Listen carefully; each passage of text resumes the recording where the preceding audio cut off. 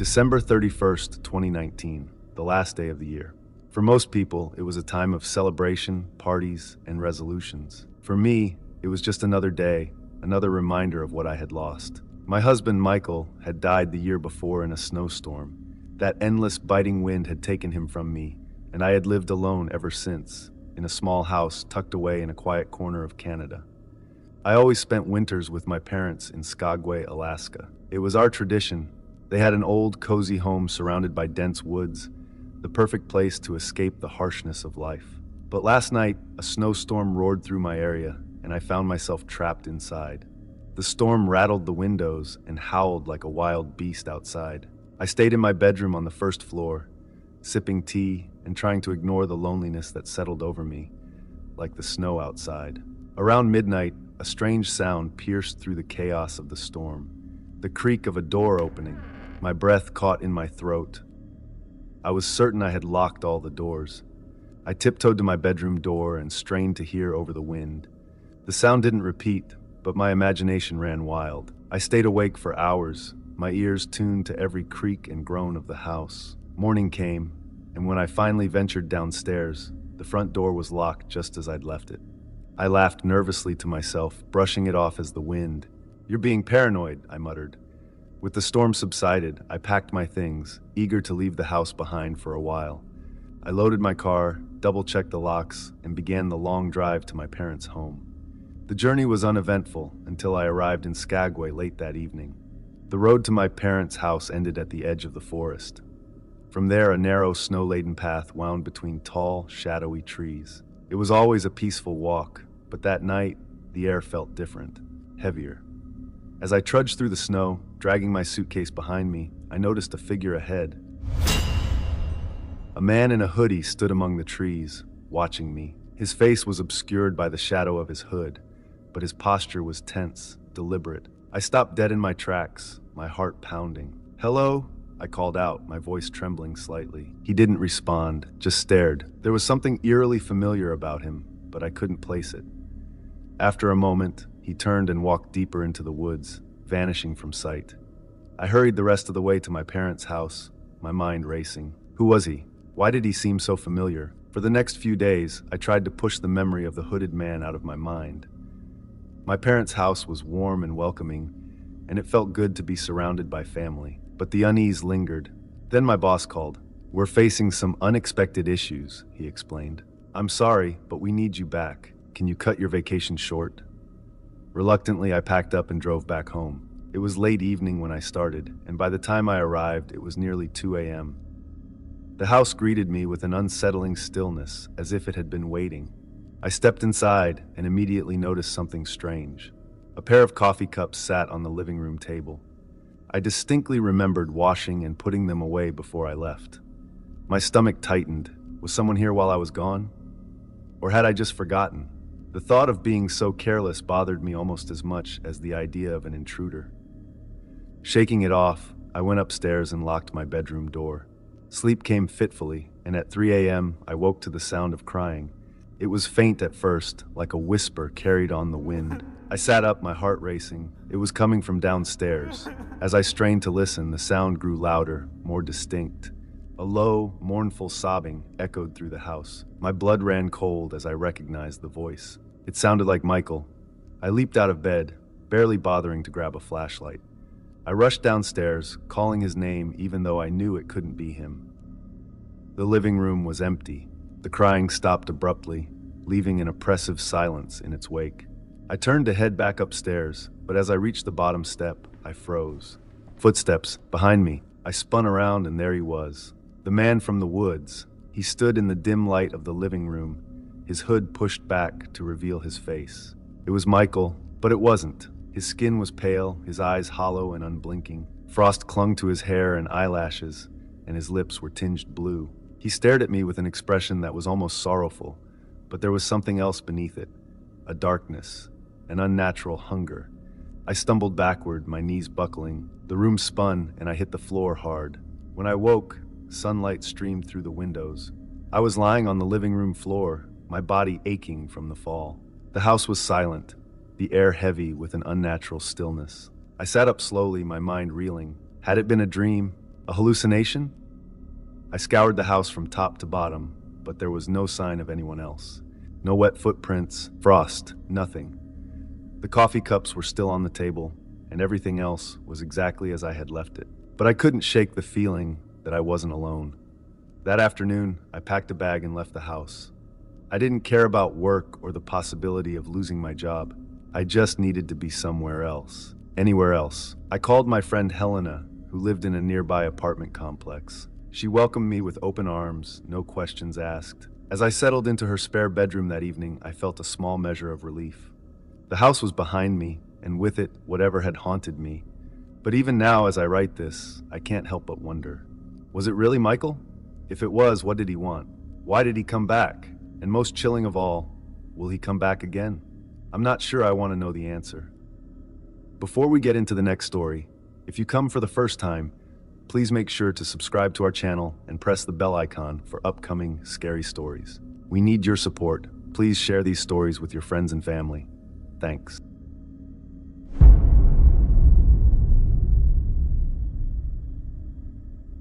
It's strange how the city that never sleeps can feel so empty. New Year's Eve in New York City is a raucous symphony of cheering crowds, honking horns, and the occasional drunken serenade. But up here, 20 floors above the chaos, it's just me. The office is quiet, save for the faint hum of the fluorescent lights. I should have been with friends, or at least sipping champagne at home while watching the ball drop on TV. Instead, I was here, poring over spreadsheets and ledgers to close the books for the year. Being the manager of a mid-sized finance company meant that when deadlines loomed, my social life took a back seat. Everyone else had left by 5 p.m., eager to escape before the city descended into its annual madness. Even the cleaning staff had clocked out early, leaving the office eerily sterile and devoid of life. I didn't mind, or at least I told myself I didn't. I liked the quiet, but the quiet has a way of shifting, morphing into something heavier when you're alone. By the time the clock hit 10 p.m., I was neck-deep in reconciling accounts. The glow of the computer screen painted the room in cold light. The windows framed the distant glitter of the city, but up here, I may as well have been on the moon. I heard it then, a noise, faint but unmistakable, a muffled thump. I froze, fingers hovering over the keyboard. My first thought was the HVAC system. It had been acting up lately, coughing and groaning like an old man. But this sound was different, deliberate, a rhythmic scuff like footsteps, faint but steady. I told myself it was nothing. Maybe I'd left a window cracked somewhere and the wind had nudged a door. Or maybe the building itself was just settling. Then I heard it again. Closer. I stood up, my heart hammering against my ribs. The floor was supposed to be empty. I hadn't seen anyone else in the lobby when I came in, and the elevator required a key card for after-hours access. Grabbing my phone, I turned on the flashlight and stepped into the hallway. The beam of light cut through the darkness, illuminating rows of cubicles and the break room door slightly ajar. The air felt different out here, colder, heavier, like the building itself was holding its breath. "Hello," I called out, my voice sounding weaker than I intended. No response. I inched toward the break room, each step a battle against the knot of fear tightening in my chest. As I reached the door, I pushed it open slowly, the hinges whining in protest. The room was empty, save for the faint smell of burnt coffee. I was about to turn back when I noticed something strange. The window by the sink was open, wide open. The January air seeping through it felt like ice against my skin. Someone was here. A sound from the far end of the hallway made me spin around, my flashlight catching the edge of movement. Just a flicker, like the tail of a shadow disappearing around a corner. "Hey, who's there?" I cursed myself for the panic in my voice. I sounded more like prey than someone in charge. Footsteps echoed in the darkness now, quick and purposeful. I followed them, my pulse thundering in my ears. When I reached the corner, I stopped, pressing my back against the wall. Slowly, I peeked around, and there he was. A man dressed in dark clothing stood by the office supply closet. His back was to me, but I could see the bulging bag slung over his shoulder and the glint of metal at his waist. A gun. I froze, every instinct screaming at me to back away, to run. But my phone vibrated in my hand, a notification, or maybe an accidental brush of my thumb, and the faint sound shattered the silence. The man spun around. His face was sharp and unshaven, his eyes narrow and gleaming with something between anger and desperation. He didn't say a word. He just raised the gun and pointed it at me. "Turn around," he growled, "hands where I can see them." I did as he said, my thoughts racing. This couldn't be real. Things like this didn't happen to people like me. Wallet, now. I fumbled to pull my wallet from my pocket, my fingers trembling. I tossed it to the floor. He motioned with the gun. The phone, too. I hesitated. If I gave him my phone, I couldn't call for help. But the weight of the gun in his hand was a persuasive argument. Reluctantly, I dropped the phone beside the wallet. "Good," he muttered. He backed away slowly, his bag jangling with what sounded like electronics, probably laptops or other devices from the office. My mind raced. He must have broken in through the window. But how did he bypass the building's security? As he neared the stairwell, he paused. "Don't move. Don't call anyone. You do and I'll know." With that, he disappeared into the stairwell, leaving the door swinging on its hinges. I stood there for what felt like hours, my body rooted to the spot. Eventually, I found the courage to move. I locked the office door behind me and called the police from a desk phone. By the time the officers arrived, the man was long gone. They took my statement, asking questions I couldn't fully answer. Had I seen his face clearly? Did he say anything that might indicate who he was? What had he stolen? I spent the next few days replaying the incident in my mind, dissecting every detail. Something about the man had felt familiar, though I couldn't place why. Then a week later, the pieces fell into place. The police found the stolen items listed for sale online, traced to an account registered under a name I recognized, Ethan Harper.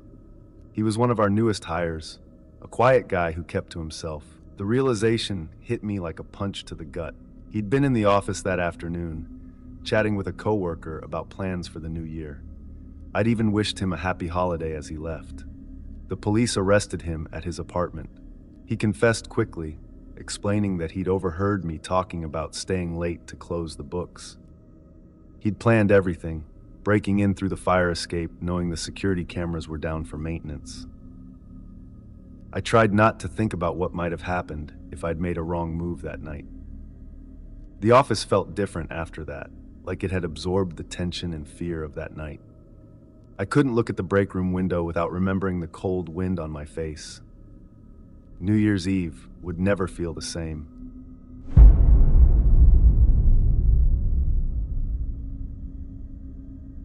When someone knocks on your door in the middle of a blizzard, you answer. That was the rule my mother always followed.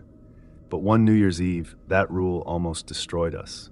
Growing up in rural Minnesota had its perks. The vast grove behind our house, barns to explore, and tractors to climb. My siblings and I made endless memories there. But living 3 miles outside a tiny town with fewer than 1,000 people could feel lonely. During storms, that loneliness turned into isolation. That winter was one of the harshest I remember. Temperatures plummeted below -50°F and snow piled high enough to bury cars. When the blizzard hit New Year's Eve, my dad, a state trooper, was called out to work. We knew he wouldn't be home until the storm passed, and my mom prepared for a long night with just the 3 of us kids. She brought sleeping bags into the living room, popped in a movie, and tried to make the night festive despite the raging storm outside. We were settling in when the knock came. It wasn't gentle. It was urgent, loud, and insistent. My mom froze. We kids peered into the kitchen, watching as she stood by the door, her hand hovering over the lock. She'd always been cautious, especially when Dad wasn't home. But in a blizzard, anyone outside could be in danger. She turned the lock and opened the door with a crack. A man stood there, tall and broad, his face partially obscured by a fur-lined hood. Snow clung to his coat, and his boots were caked in ice. His voice carried over the howling wind. "Please, ma'am, my car's stuck. Can I come in?" My mom hesitated, but the cold was unforgiving. She stepped aside, letting him in. The man stomped the snow off his boots and shed his heavy coat, revealing a rough, weathered face and dark eyes that seemed too calm for someone caught in a storm. "Thank you," he said, flashing a toothy grin. "It's brutal out there." My mom nodded but didn't smile. "You're lucky to have found a house out here," she said. "Where's your car?" He waved a hand vaguely. "Back a ways. Didn't think I'd make it." Something about him unsettled me. He was too calm, too comfortable, as if he belonged here. But my mom, always polite, gestured him toward the fireplace to warm up. My brother, sister, and I stayed on the couch, watching him cautiously. "What are your kids' names?" he asked, turning his attention to us. Mom's smile was tight. "They're just excited for New Year's. We're having a movie night. What about you? What's your name, sweetheart?" "Alina," I said before my mom could answer for me. His smile widened and my stomach twisted. "Alina," he repeated softly as if testing the name. "That's a beautiful name." The unease in the room grew thicker. My mom noticed it too. She stood abruptly. "I'll make some tea. You must be cold." As she busied herself in the kitchen, the man kept talking to us.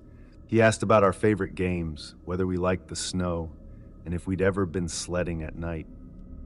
My brother answered politely, but my sister stayed silent, her eyes darting nervously to Mom. I tried to focus on the movie, but I could feel his eyes on me. "You know," he said suddenly, "I've got kids too. A little girl about Alina's age." "That's nice," my mom called from the kitchen. Her voice was strained. The man leaned back in his chair, studying me. "I bet you'd get along with her. She's sweet, like you. Loves the snow. I'll bet you'd like where I live. It's out in the country, lots of space to play." "I like it here," I said firmly. His grin faltered for a moment before returning, wider than before. "Of course you do, princess." My mom returned with the tea, handing him a steaming cup. "The storm should ease up by morning," she said, her tone firmer now. "You're welcome to stay on the couch until then." "That's mighty kind of you," he said, sipping the tea. "But I was hoping to hit the roads sooner. Wouldn't want to impose." "You'd freeze out there," she replied. "You should rest." The man nodded, though his smile didn't reach his eyes. "You're right. Best to stay put. We kids went to bed, but I couldn't sleep. Something about him felt wrong. I kept hearing his voice in my head, the way he said my name, the way he watched me. Hours later, I woke to a faint creaking sound. The living room was dark, but moonlight reflected off the snow outside, casting an eerie glow.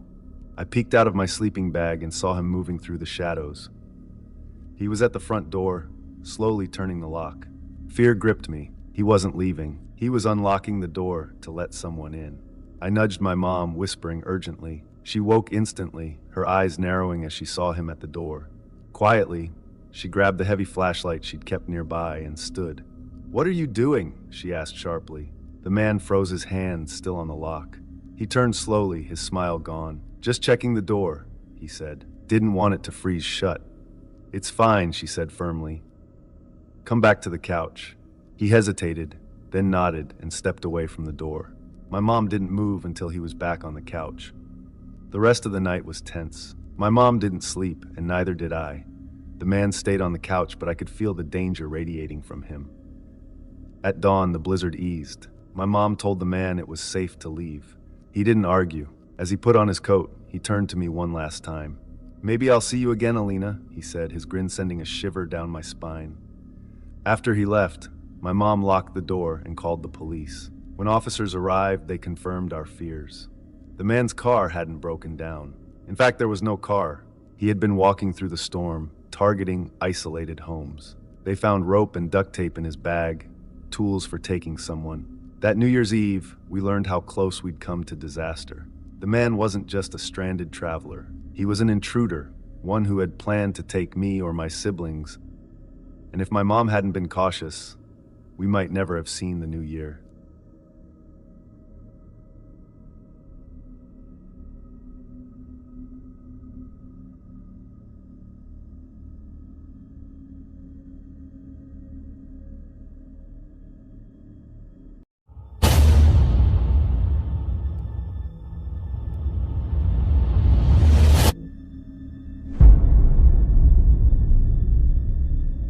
My name is Muhammad Lee. I am from New York City and I'm Muslim. Back in 2015, I would always get bullied in middle school for being Muslim. People would call me terrorist and other names, but nobody came close to these two bullies of mine whose names were Frankie and Johnny. They would go to an extreme other level. The things they did to me included pantsing me, beating me up, chasing me, shoving me into lockers, and dunking my head into toilets, all because I was Muslim. I had some friends with me who weren't Islamophobic, but didn't really come to my defense when they saw me getting bullied. Now I will get to the point of this story. It was around the first weekend of December and winter was approaching. My parents had nothing to do that weekend, so they wanted to go upstate to our country house, which is in the Catskill Mountains. I invited my friend Jaden to come with me, since he was and is still my best friend. We drove out of the city at around 6 o'clock on Friday night and got to the house at around 8:30 to 9. When we got there, we all unpacked, took our shoes off, got dressed into night clothes, brushed our teeth, and we all went to bed. My parents stayed in their bedroom, while Jaden stayed in the same bedroom I was in. The next morning, we ate breakfast, and after that, me and Jaden wanted to go geocaching since we lived right next to a state forest that had plenty of hiking trails. Me and Jaden loved geocaching, and we have been doing it ever since first grade. My parents told us that we were allowed to do it, but we were only allowed to do it for a maximum of 4 hours. So we set off. An hour and a half passed by, and we already found like 4 or 5 treasures on our hike. We wrote our names down on a sheet with a pen to say that we were here traded valuable objects and placed them back in the hiding spots. We were now at a waterfall. The site was very pretty, and the next cache was 0.4 miles away. As we were walking, talking, and trying to locate the next geocache, we heard a best sound from behind us. We turned around and we saw something even more scarier than the scariest horror movie ever. There were 2 people, and take a guess who it was. Frankie and Johnny, my 2 biggest bullies in school. How in God's name were they in the same place that we were in? Did they secretly have a house up here? Did they follow us? How is this even possible? They couldn't have gotten here by themselves since they were the same age as I was, and we all were in middle school. My mind was still processing all of it. I said to both of them, "What the heck are you 2 doing here? How did you guys even find us?" Frankie then spoke and said, "You thought you could escape us, but no, you're wrong." I remember very descriptively that he said this. My eyes gazed in front of me, and I saw a large knife in Frankie's hand. That really frightened me. All of a sudden, Johnny sprinted and walked towards me, and before I could even run, he grabbed my entire body from around the back. It was impossible to escape him as he held me with a monster grip. He was taking me somewhere. We were going right to the edge of where the fall was. There were no bars to prevent us from falling into the deep water below us. It was all open. I was now scared for my life. Did he actually plan on killing me? I didn't want to know. I heard Jaden wailing for help. I turned around only to see Frankie holding him with a knife to his neck. Both of our lives were now in danger. I was now at the edge of where the fall was. As I was still trying to break free from Johnny, he started to speak. I very clearly remember him saying to me, "This is what you're gonna get. You terrorists killed my great uncle when 9/11 happened." His tone was now more angry than ever. I pleaded with him not to kill me, and I said that me and my parents were born in America and that we weren't like them. He didn't listen to me. Instead, he kept holding on to me, still filled with rage inside of him. I started to cry and kept yelling like a little girl to let me go, and he still wouldn't listen. You know, in a movie scene when a protagonist is saved from the antagonist, well, that's what happened. Right from behind me, I heard gunshots. We all turned around, and Johnny let go of me as I fell to the ground with my knees touching it. We all saw a hunter running towards us with a rifle in his hand. He kept shouting, "Let them go," over and over. He was now feet away from us. He shouted again, and this time he said, "Get the hell out of here, you 2. Scram." This was directed at Frankie and Johnny. They both ran and disappeared out of sight. He then walked slowly at us and asked us if we were all right. We said we were okay, and we thanked him for saving us. He then asked us who those 2 punks were. We told him the truth and said they were school bullies of mine, and they somehow managed to follow us from the city to upstate. The man was in such disbelief hearing this.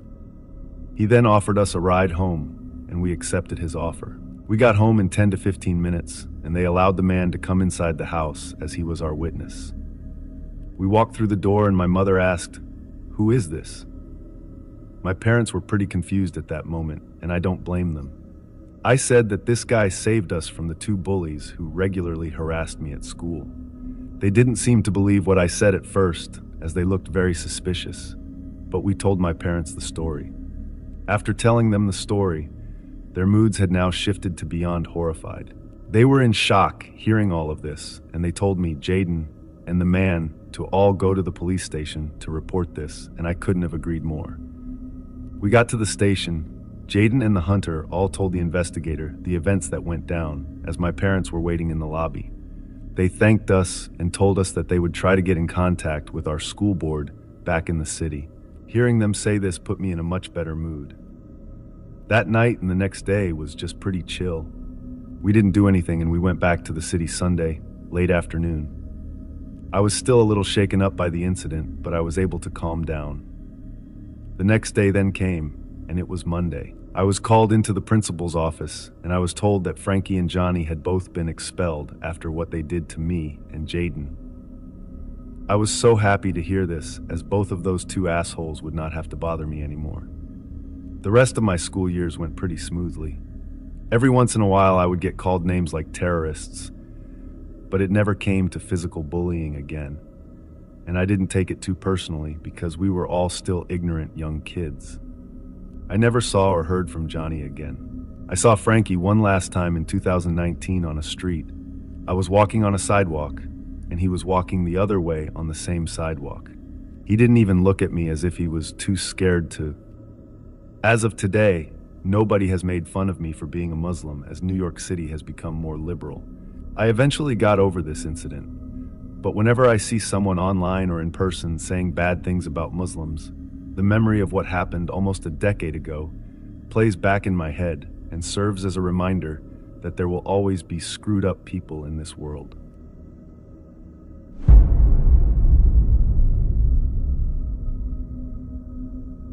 I was 21 back in 2019, and I worked during the day at a place called Coconut's Car Wash in Flagler County, Florida. I didn't go to college because I couldn't afford it.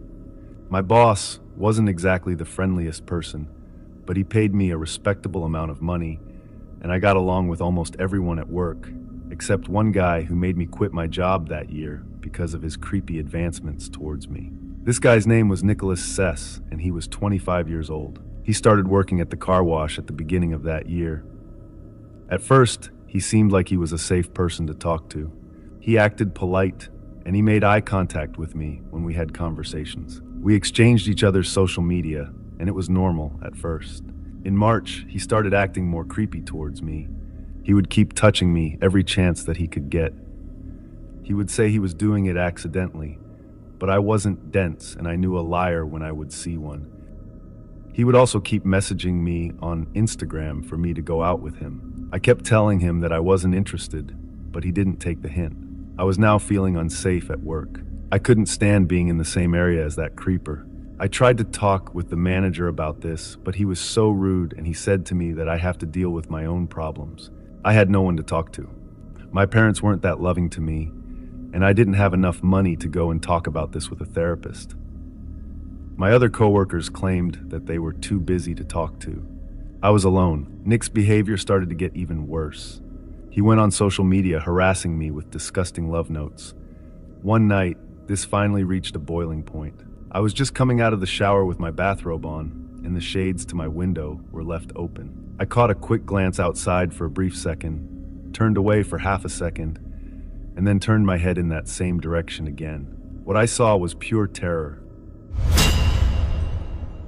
The outside streetlights provided a clear view only to see my creepy coworker Nick outside of my house, sitting on what I assumed to be his bike. Right as he saw me, he pedaled off away from my house until I couldn't see him anymore. How did he even know where I lived? I never told him my home address, and I never hung out with him outside of work. That was it. I went to my phone and blocked him on everything. After that, I emailed my boss and told him that I was quitting because of Nick's advancements. I complained to my boss on many different occasions, but he did nothing, and the only way to end this was if I left. After I finished that, I went to bed, and I hoped that it would be the end of it, but the truth is, it wasn't, and it kept getting worse from here. The next morning, I woke up and I saw a bunch of Instagram DM messages from an account that I did not recognize. I opened that app, and it was obviously Nick. He actually made another account because I blocked him. The messages looked really torrent, odd, and did not make any sense. This made me very uncomfortable in nature. He also did the same for Snapchat. I blocked him on both apps again. Now, this was before you could block someone on Instagram and new accounts that they created or have. The whole next 2 days, he would keep making more accounts, and I was still blocking them. In all honesty, I was not surprised. Nick had become such a nuisance that I decided that I would disable my social media accounts because he was borderline stalking me. That night, I heard a knock at my front door. It had to have been Nick. I walked over to the door and looked through the peephole, and this confirmed that it was in fact him. I didn't say anything because I didn't want to make it aware that I was home, despite all the lights being on and my car was parked in the driveway. He kept knocking, and he finally said something. He said that he would not leave, and if I didn't open the door and give him an explanation, we would have a problem. Right there and then, I gathered the courage to say to him through the closed door that my father had owned a gun. I then got my phone out and called 911. I connected to an operator and told every detail over the phone. I stayed on the line until the police got there. A police car pulled up right in front of my house, and I saw 3 officers step out of the car. They came in, and I told them everything that transpired. After this, they left, and they were able to locate where Nick lived.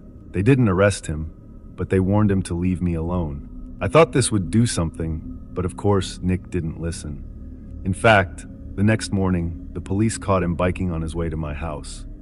This time, they arrested him, and he was taken to the police station. He was put in an interrogation room where he admitted some very disturbing things. He confessed that he had been outside of my house multiple times for the past 2 months and collected photos that I'd posted online. This made me feel like my world was crumbling into pieces. Why would he still think that I would date him after I told him no many times? Nick is currently facing a felony charge of burglary of a dwelling and a misdemeanor stalking charge. He is looking to face up to 15 years in prison and $11,000 in fines. When he gets released from prison, I highly doubt that he will still be obsessed with me and will be able to put it past him. I just hope that I am right about that.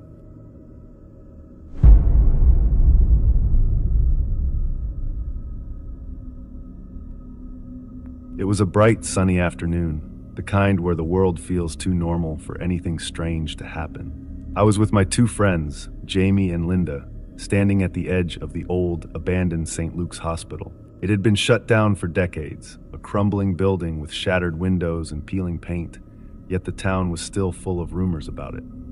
Some said the place was haunted by the spirits of children who never left, while others swore they'd seen lights flickering inside, even during the day.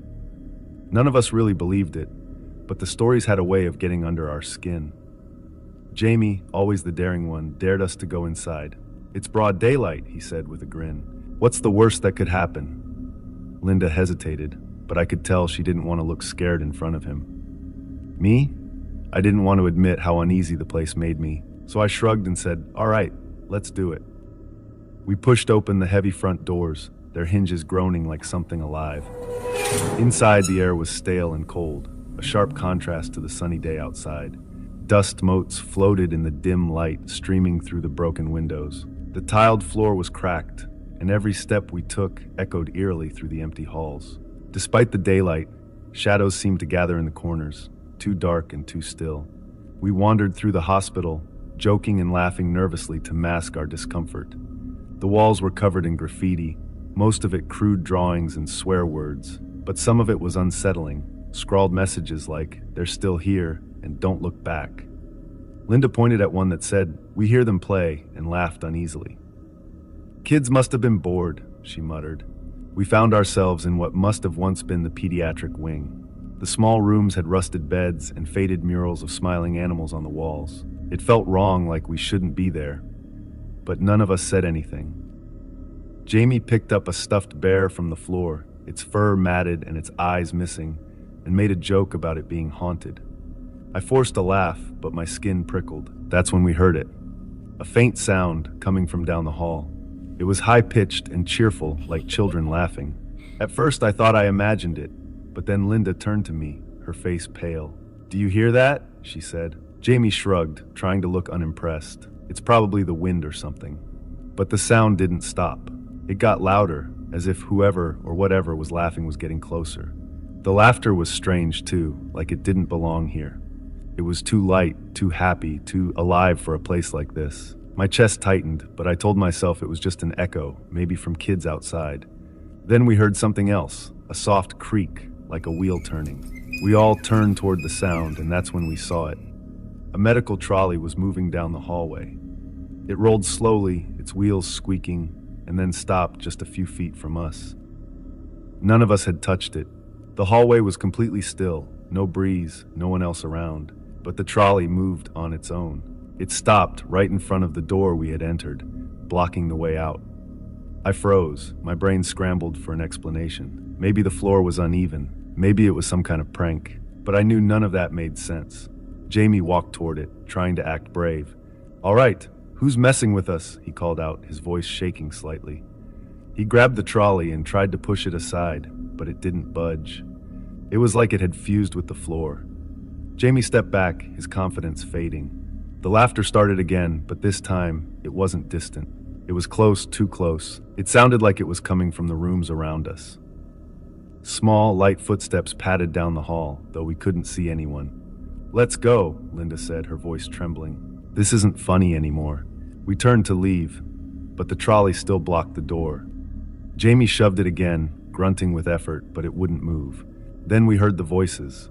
"Come play with us," a child's voice called, sweet and sing-song. It echoed through the hall, and I couldn't tell where it was coming from.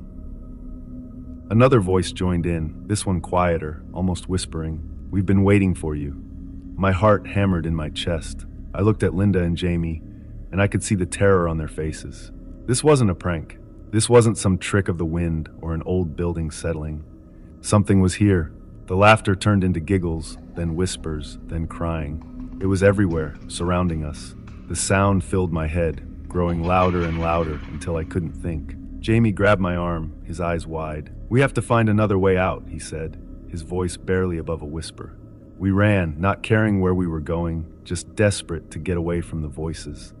The hospital seemed to twist and change around us. Hallways stretched longer than they should have, and doors that had been open were suddenly locked.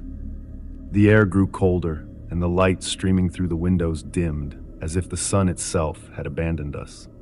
We found a stairwell and bolted down it, our footsteps echoing like gunshots. At the bottom, we found a side door, its rusted lock hanging loose. Jamie yanked it open, and we stumbled out into the blinding daylight.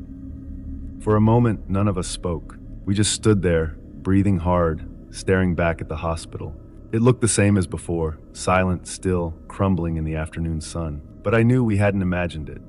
I could still hear the voices, faint and distant as if they were watching us from the windows. We didn't talk about what happened as we walked back to town. No jokes, no dares, nothing. It was like the place had taken something from us, our confidence, our curiosity, maybe even a part of our sanity.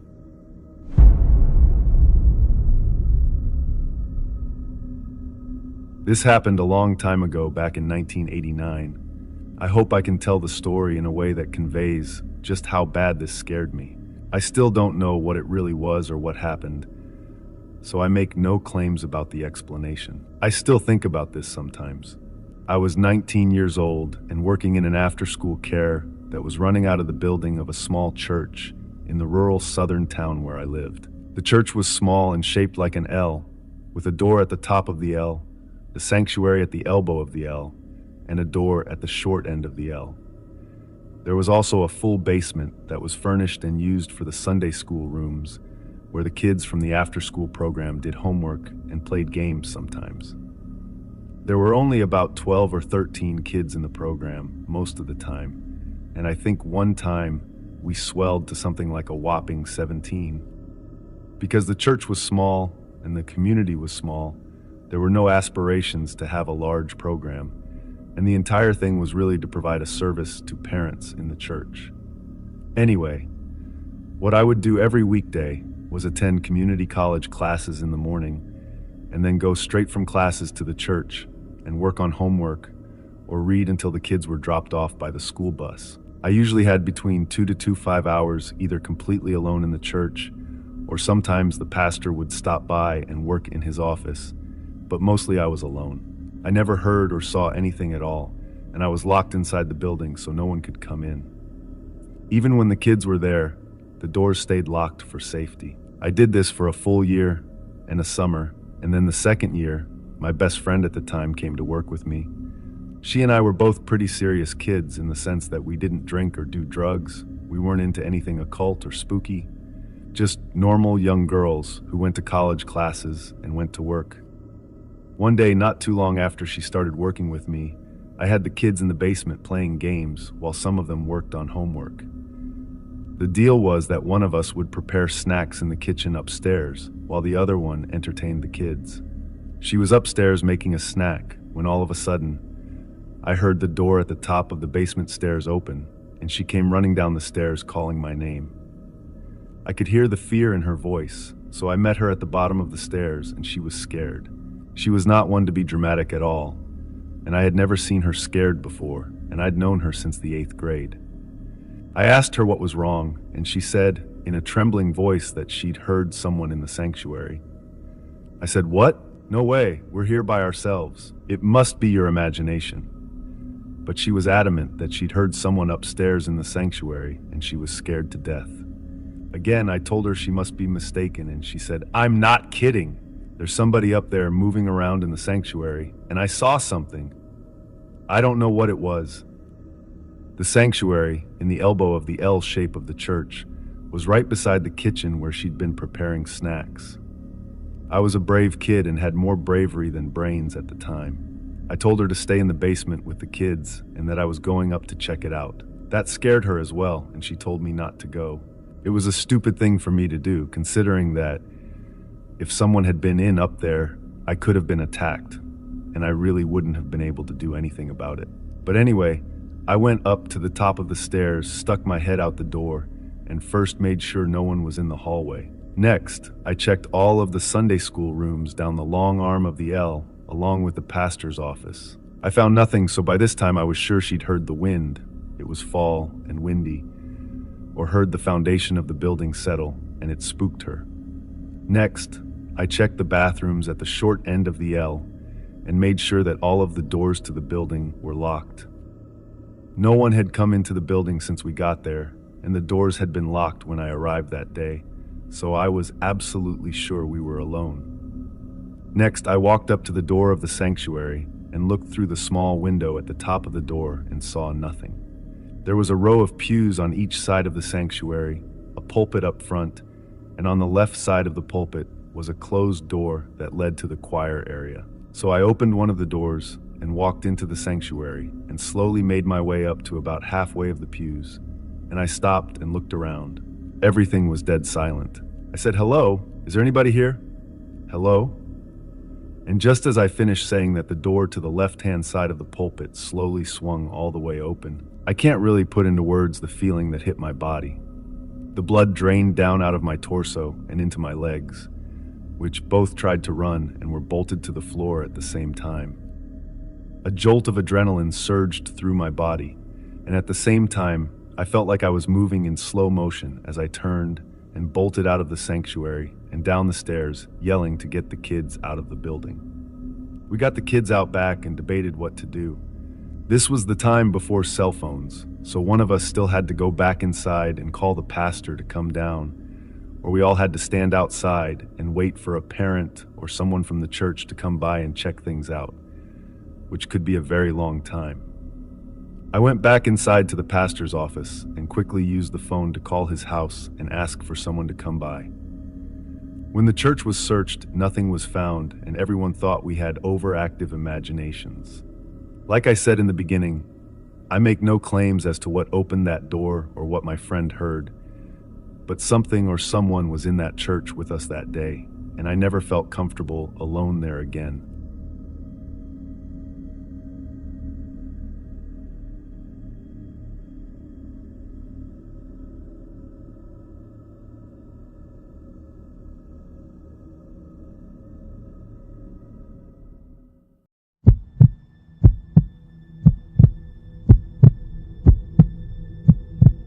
I decided to go camping alone deep in the woods. I needed some peace, far from the noise and rush of the city. I wanted to feel the calm of nature and find some quiet time for myself. I packed my backpack with all the essentials and drove until I found the perfect spot. The trees were tall and thick, and the only sounds were the chirping of birds and the rustling of leaves. It was exactly what I had been looking for. I set up my tent in a small clearing surrounded by trees. The ground was soft, covered with fallen leaves, and the air smelled fresh and clean. I felt a sense of peace wash over me as I prepared my campsite. I built a small fire, cooked some dinner, and sat down to enjoy the calm evening. As the sun began to set, the sky turned a beautiful shade of orange and pink. The forest seemed to glow in the soft light, and I felt completely at ease. Night fell, and I settled into my tent. I was looking forward to a good night's sleep in the quiet woods. As I lay there, I started to hear a faint whistling sound.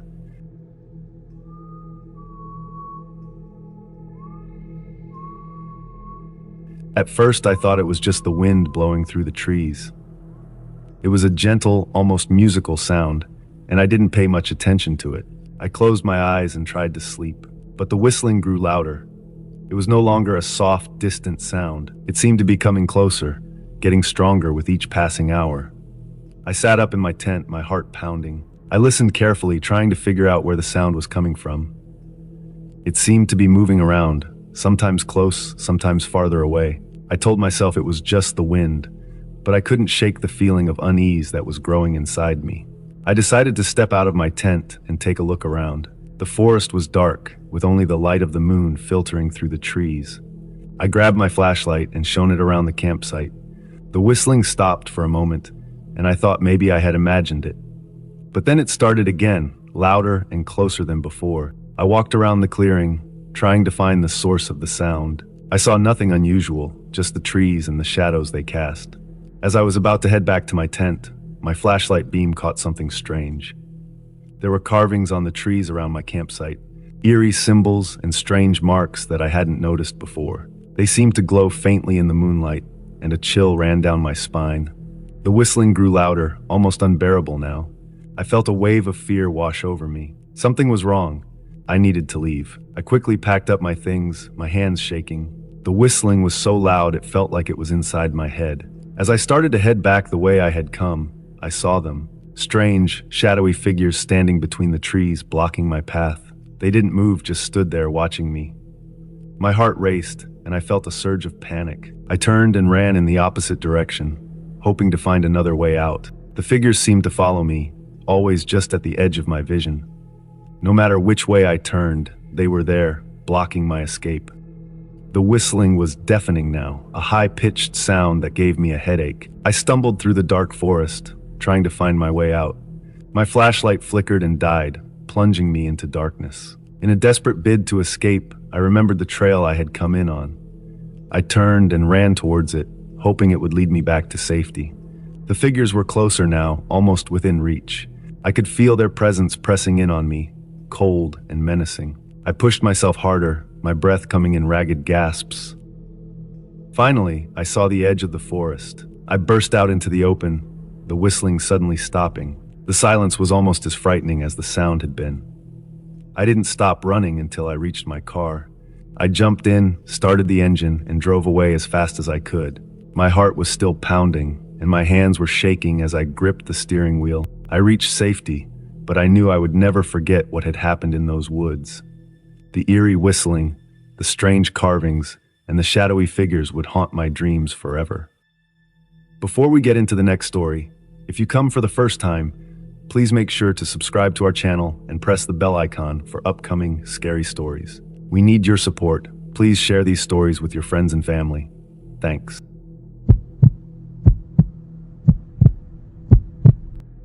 Camping had always been something I enjoyed when I was younger, but this time was different. I was camping with my kids, Emma and Jack, for the first time. They were nervous, especially since it was their first time spending the night in the woods. We had set up our tent in a small clearing surrounded by tall, dense trees. The air was fresh, and the smell of pine needles filled the air. The sun was setting, casting a warm orange glow over everything. We spent the evening roasting marshmallows over the campfire and telling stories. The kids laughed and seemed to relax a bit, but I could still see the nervousness in their eyes. The forest was quiet, except for the occasional rustle of leaves and the distant call of an owl. As night fell, the darkness around us seemed to grow thicker, and the forest felt more mysterious. We climbed into our tent, settling into our sleeping bags. Emma and Jack snuggled close to me, seeking comfort in the unfamiliar surroundings. I read them a story to help them relax, and soon their eyes grew heavy. Just as they were drifting off to sleep, a strange noise echoed through the trees. It was a soft, almost whispering sound, like leaves rustling together. Emma stirred and looked at me with wide eyes. "Don't worry," I whispered, trying to sound calm. "It's just the wind." She nodded, but I could tell she wasn't convinced. I listened closely, straining to hear if the noise would come again. For a few moments, there was nothing but the gentle sound of the breeze. Then, just as I started to relax, I heard it again. This time it was closer. It sounded like something moving slowly through the underbrush. My heart began to race. I didn't want to scare the kids, so I took a deep breath and tried to stay calm. I reached for the flashlight and clicked it on, casting a beam of light around the inside of the tent. The kids huddled closer, their eyes wide with fear. "It's okay," I said softly. "Let's just see what it is." I unzipped the tent flap slowly and shone the flashlight outside. The beam of light cut through the darkness, revealing the trees and bushes around our campsite. Everything seemed still. I listened again, but all I could hear was the pounding of my own heart. Suddenly, there was a soft thud, and the tent shook slightly. It felt like something had pressed against the fabric from the outside. Emma gasped, and Jack grabbed my arm tightly. I shone the flashlight around frantically, trying to see what it was. The tent shook again, more forcefully this time, and I heard a low, growling noise. Fear gripped me. I had no idea what was out there, and the kids were terrified. I had to protect them, but I felt helpless. The growling grew louder, and the tent shook violently. Emma started to cry, and Jack buried his face in my side. "Stay close," I whispered, my voice shaking. Then, just as suddenly as it had started, the shaking stopped. The growling ceased, and the forest fell silent once more. I held my breath, listening for any sign of movement. After what felt like an eternity, I heard a soft, familiar sound, a meow. Relief washed over me as I realized what had happened. Our cat, Whiskers, had followed us into the woods. She must have gotten lost and found her way to our tent, seeking shelter. I couldn't believe it. The whole time, we had been scared out of our wits by our pets. I unzipped the tent flap and stepped outside, calling softly for Whiskers. She appeared from the shadows, her eyes glowing in the flashlight beam. I scooped her up and held her close, feeling her purr against my chest. Emma and Jack peeked out of the tent, their fear turning to surprise. "It's just Whiskers," I said, smiling. The kids came out and hugged the cat, relieved and happy to see her. We brought Whiskers into the tent and settled back down. The kids snuggled close to me again, but this time they were smiling. As we lay there, I couldn't help but laugh at the situation. We had been so scared, thinking there was something dangerous outside, only to find out it was our mischievous cat. It was a reminder that sometimes our fears can get the best of us, and things aren't always as they seem. The rest of the night passed peacefully. Whiskers curled up at our feet, and the kids fell asleep quickly, their earlier fear forgotten. I stayed awake a little longer, listening to the sounds of the forest and feeling grateful for the unexpected comfort of our furry friend. In the morning, the sun rose, casting a golden light over the campsite. The forest, which had seemed so frightening in the dark, now looked beautiful and inviting. We packed up our things, and the kids chattered excitedly about their adventure, no longer afraid of the woods. As we headed back home, I realized that this camping trip had been a success after all. We had faced our fears, found comfort in each other, and discovered that even in the darkest moments, there could be a light waiting to guide us. I love camping. Being out in nature always makes me feel free and alive. This summer, I decided to camp by the lake where my family used to go when I was a kid. The lake was beautiful, surrounded by tall trees and filled with clear water. The sound of birds and the smell of pine always brought back good memories. My father used to take me here. He loved this place. We would fish, swim, and tell stories by the campfire. But my father passed away 5 years ago. It was hard for me to come back to this place without him. I missed him so much. I arrived at the lake in the afternoon. The sun was shining and the sky was clear. I set up my tent near the water and gathered some wood for a fire later. I wanted to cook dinner and enjoy the peaceful evening. As the sun started to set, I lit the fire and cooked some fish I had caught earlier. The The smell of the cooking fish filled the air, and it reminded me of the times my father and I cooked together. After dinner, I sat by the fire looking at the stars. The night was calm, and the lake was still. I could hear the sound of the water gently lapping against the shore. It was a perfect night, but as I stared into the fire, I felt a strange chill. It was a sudden coldness that made me shiver. I looked around, but there was nothing unusual. I decided to take a walk by the lake to clear my head. The moon was bright, casting a silver light on the water. The trees cast long shadows, and the path was lit just enough for me to see where I was going. As I walked, I heard the sound of footsteps behind me. I turned around quickly, but no one was there. My heart started to beat faster. I told myself it was just my imagination, and I kept walking. I reached the spot where my father and I used to fish. I stood there, looking at the water, remembering the good times we had. Suddenly, I saw something on the other side of the lake. It looked like a person standing by the water. My heart skipped a beat. I squinted my eyes to see better, and my blood ran cold. It was my father. He was standing there looking at me.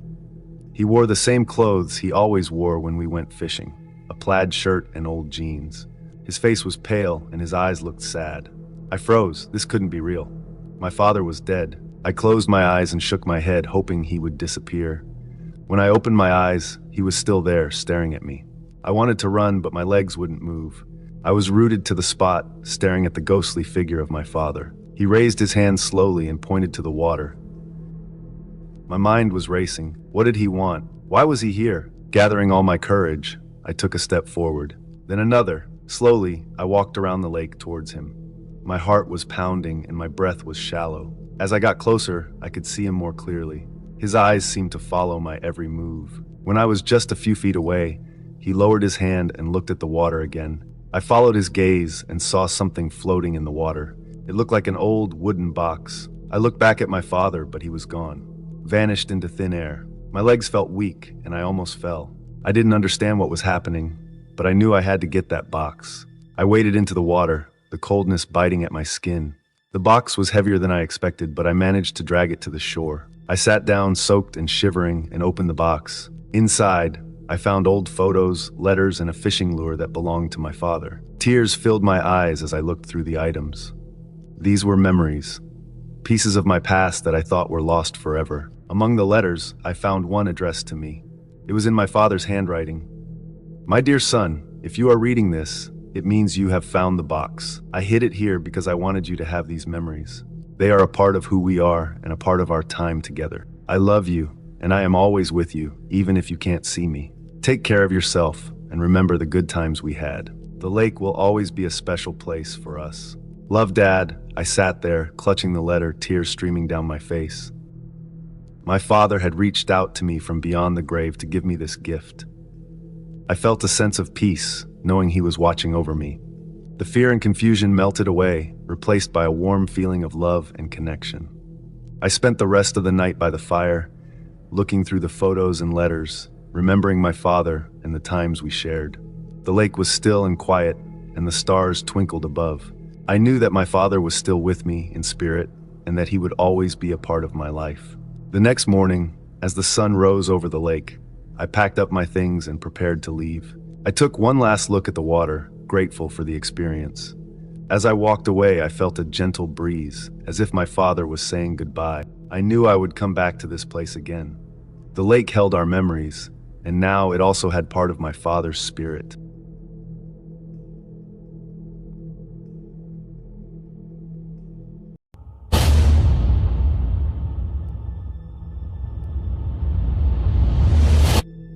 I used to work as a housekeeper in a fancy motel in Washington, D.C. back in the 1990s. My name is Sybil, and I am a refugee from Vietnam. Although I didn't speak much English, I was one of the hardest workers there. Everyone liked me because I was kind, and I took great pride in my work. The motel staff trusted me, and even the guests would leave little notes thanking me for keeping their rooms so clean. I worked long hours and rarely complained, knowing it was better than what I had left behind in my home country. One day, a mysterious guest checked into the motel. He called himself Mr. M, and he took the most expensive suite on the top floor. The suite was huge, with a view of the entire city, and only the richest people stayed there. I was assigned to clean the suite, but I quickly found out that Mr. M didn't want anyone inside his room. Every time I knocked, he would politely tell me that it wasn't necessary. He seemed nice enough, always smiling and greeting the staff warmly, but something about him made me uneasy. He stayed for over a month, and during that time, no one but Mr. M entered that suite. The "Do Not Disturb" sign hung on the door like a warning, and I never pushed the issue. Then one day Mr. M was gone. The sign was removed, and there was no trace of him anywhere in the motel. We assumed he had checked out early in the morning, slipping away quietly, without needing any help. But when the front desk checked the records, there was nothing. No one remembered him leaving, and his name was not listed among the checkouts. It was like he had vanished into thin air, leaving nothing behind. The motel manager was puzzled, but since Mr. M had paid in advance with a credit card, no one made a fuss. I was asked to clean the suite. I hesitated for a moment before opening the door, something inside me telling me that I should turn back. But I was a professional, and I had a job to do. As soon as I stepped inside, a terrible smell hit me. It was thick and rotten, like something had died. I gagged and covered my nose, my eyes watering as I took in the sight of the room. It was a mess. The once luxurious suite was in complete disarray, as if a wild party had taken place. Furniture was overturned, empty bottles littered the floor, and the bed was unmade, the sheets tangled and stained. But the worst part was the smell. It seemed to be coming from the closet, where the door was slightly ajar. I felt a chill run down my spine as I approached it, every step filled with dread. The closet was dark, and the smell grew stronger as I pulled the door open. Inside, among the scattered clothes and shoes, was a cardboard box. It looked out of place, sitting there like it had been forgotten. My hands trembled as I reached for it, knowing that whatever was inside would be something I could never unsee. The box was light, but the smell was overpowering. I lifted the lid and immediately screamed, dropping it as I stumbled back. Inside the box was a large clump of hair, matted and filthy, with strands soaked in dried blood. The sight of it made my head spin, and I couldn't think straight. I had to get out, had to get away from that terrible place. My heart pounded in my chest as I ran for the door, but my legs felt weak, like they could give out at any moment. I made it to the elevator, my hands shaking so badly I could barely press the button. As the doors closed, I leaned against the wall, trying to catch my breath, but the smell lingered, and the image of the bloodied hair was burned into my mind. I couldn't escape it. It was too much. I fainted before the elevator reached the lobby. When I woke up, I was surrounded by people, motel staff, paramedics, and the police. The motel had become a crime scene, with officers swarming the suite, taking pictures, and gathering evidence. The police questioned me, but I was too shaken to say much. They told me that Mr. M had used a fake identity and a stolen credit card to check in. The victim was identified as a bold movie worker who had been missing for weeks. The hair in the box was hers, a gruesome piece of a larger, darker mystery. I never returned to that motel. I quit my job that day, unable to face the horrors I had uncovered. The experience left a deep scar on me, one that I carried with me for the rest of my life. I never forgot the terror of that day, the smell, the sight of that box. It haunted me in my dreams, and no matter how much time passed, I couldn't shake the feeling that I had narrowly escaped something far worse than I could ever imagine. Before we get into the next story, if you come for the first time, please make sure to subscribe to our channel and press the bell icon for upcoming scary stories. We need your support. Please share these stories with your friends and family. Thanks.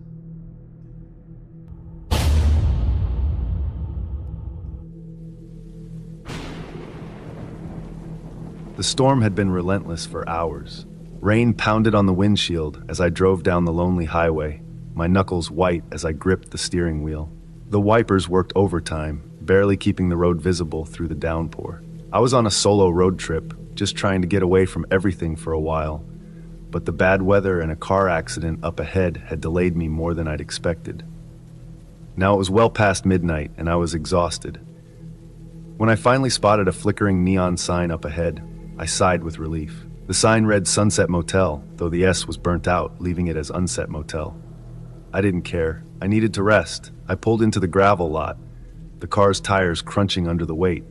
The motel was a single-story L-shaped building with a row of rooms, each door chipped and faded. The rain made everything look even more rundown than it probably was. The lights outside the rooms flickered weakly, casting eerie shadows across the puddles on the ground.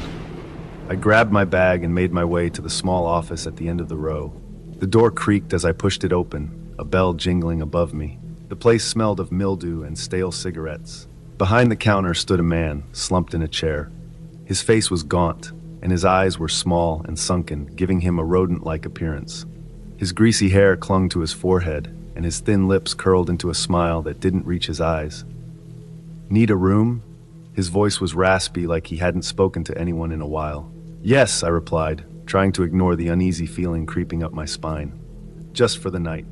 He nodded, reaching under the counter to grab a key. His hand trembled slightly as he handed it to me. "Cash only," he said, his eyes lingering on my face for a moment too long. I hesitated, but I didn't have many options. "Okay," I said, pulling out the cash from my wallet. As I handed it over, I noticed how his fingers brushed against mine just a little longer than necessary. It made my skin crawl. "Room 7, he said, pointing down the row of doors. "You'll be fine there." I muttered a thanks and hurried out of the office. The rain had let up a bit, but the wind still howled through the gaps in the motel's walls. I found room 7 easily and unlocked the door. The moment I stepped inside, I was hit with a musty, sour smell that made me gag. The room was small, with peeling wallpaper and stained carpet. The bedspread was tattered, and when I turned on the light, I saw roaches scatter across the floor. Disgusted, I backed out of the room, deciding then and there that I wasn't staying. The thought of lying down in that filthy bed made my skin itch. My car, though cramped, was clean and safe. I went back to my car, locked the doors, and reclined the seat as far back as it would go. It wasn't comfortable, but it was better than the room. I must have dozed off at some point because I woke up to the sound of hushed voices. Groggy and disoriented, I rubbed my eyes and looked around. It took me a moment to realize where I was. Then I saw them. The check-in guy was standing just outside room 7, a flashlight in his hand. He was speaking in low tones to another man I hadn't seen before, taller and broader, with a hood pulled over his head. The check-in guy unlocked the door and they both slipped inside. My heart raced as I watched them. What were they doing in there? My breath caught in my throat as I realized they were looking for me. The way they moved around the room, checking the bed, the closet, even under the bed, they were searching for something, for someone. For me, I felt like I couldn't breathe, like the air had been sucked out of the car. My first instinct was to turn on the engine and get out of there, but I didn't want to make any noise. I forced myself to remain still, barely even daring to blink, praying they wouldn't notice the car parked a few feet away. Minutes passed like hours. I watched as they rummaged through my things in the room, flipping through my bag and scattering my clothes across the dirty floor. Then the taller man said something to the check-in guy, and they both stopped. They exchanged a look before walking back out, closing the door behind them. The taller man glanced around the lot, his eyes sweeping over my car. I shrank down in my seat, willing myself to become invisible. Finally, they turned and walked back toward the office, their shadows long and menacing under the flickering lights. I didn't move until they disappeared inside. My hands were shaking as I fumbled for my keys. I turned the ignition as quietly as possible, and the engine roared to life. For a split second, I thought the noise would alert them, but when I glanced back at the office, there was no movement. I backed out of the lot, keeping my headlights off until I was far enough down the road. My heart pounded in my chest, and every nerve in my body screamed at me to get as far away from that place as possible. The rain had stopped, but the night was still dark and heavy around me. I drove for miles before I finally dared to turn on the radio. I needed to hear something, anything, to drown out the terror that still clung to me. As the morning light began to creep over the horizon, I found a diner and pulled in. I didn't have much appetite, but I needed to gather my thoughts. I ordered coffee and picked up an old newspaper someone had left on the counter. As I flipped through it absently, one headline caught my eye: "Local motel shut down after investigation." The article detailed how the Sunset Motel had been closed just days after I was there, citing suspicious activities and the arrest of the owner for human trafficking and other crimes. My blood ran cold as I read the words. I had narrowly escaped something far worse than a filthy room.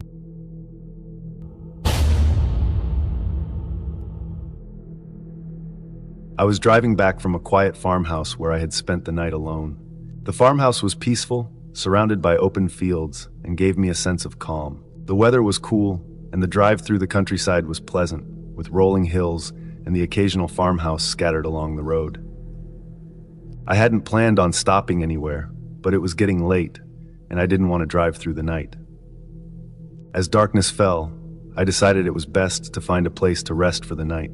That's when I spotted a small, run-down motel at the side of the road. The motel looked old, like it hadn't been updated in decades. The paint on the walls was peeling, and the neon sign flickered dimly, casting an eerie glow on the empty parking lot. There were no other cars around, and I wasn't sure if the place was even open, but I was too tired to keep driving. I pulled into the lot and parked near the office. Inside, the air felt stale, and there was a musty smell that hit me the moment I walked in. The man at the front desk was old, with gray hair and a distant look in his eyes. He barely spoke as he handed me a key. I didn't ask questions. I just wanted a place to sleep. My room was at the far end of the motel. As I walked toward it, I noticed how quiet everything was. No other guests, no sounds from the road, just an unsettling silence. The door to my room creaked loudly as I opened it, and inside, it wasn't much better. The room was small, with faded wallpaper and an old bed with a lumpy mattress. A single, weak lamp lit the room, casting long shadows on the walls. I thought about leaving, but I was too tired to care. I dropped my bags on the floor and sat on the edge of the bed. The air in the room was heavy, like it hadn't been aired out in years. I tried to shake off the uneasiness that crept up on me. I told myself I was being silly, that I just needed sleep, but something didn't feel right. As I lay down, I couldn't help but feel like someone was watching me. I glanced around the room. The shadows seemed to move with the flickering light of the lamp. I pulled the blanket over me and closed my eyes, but the feeling wouldn't go away. It was as if the room itself was alive, breathing slowly around me. I tried to ignore it, telling myself it was just my imagination. Then I heard it, a soft rustling sound, like fabric brushing against the floor. My eyes shot open and I sat up in bed, scanning the room. At first I saw nothing, just the same old dreary room. But then, in the corner near the foot of the bed, I saw something move. It was dark and hard to make out, but there was something there. I froze, my heart pounding in my chest. I stared at the corner, hoping it was just a trick of the light. But the figure became clearer. It looked like a person, hunched over, with their back turned to me. I couldn't see a face, just a shadowy shape that seemed too real to be my imagination. It stayed still for a moment, then slowly turned its head toward me. My stomach dropped. There was no face, just a blank, dark space where a face should be. I felt cold, my body frozen with fear. I finally forced myself to move, scrambling out of bed and backing up toward the door. The figure stayed in place, but I didn't wait to see if it would move. I grabbed my bag and fumbled with the doorknob, my hands shaking. I threw the door open and ran outside, gasping for air as soon as I was out in the open. The night air felt cold against my skin, but I didn't care. I rushed to my car, not looking back at the room or the motel. I jumped into the driver's seat, started the engine, and sped out of the parking lot.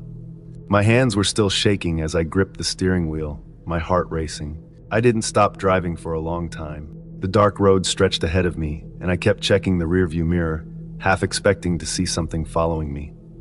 But there was nothing. Just the empty road and the faint glow of the motel's neon sign disappearing behind me. I didn't know what I had just experienced, but I knew one thing. I wasn't going to spend another night in that place. Whatever I had seen, whatever was in that room, it wasn't something I wanted to face again. The rest of my drive was a blur. I didn't stop until I reached a town miles away, where I found a well-lit gas station and parked for a moment to catch my breath. I sat in my car, the events of the night replaying in my mind, trying to convince myself that it had all been a bad dream. But deep down, I knew it wasn't. The image of that faceless figure standing at the foot of my bed stayed with me long after I had left the motel behind. I had escaped unharmed, but the memory of that night would haunt me forever.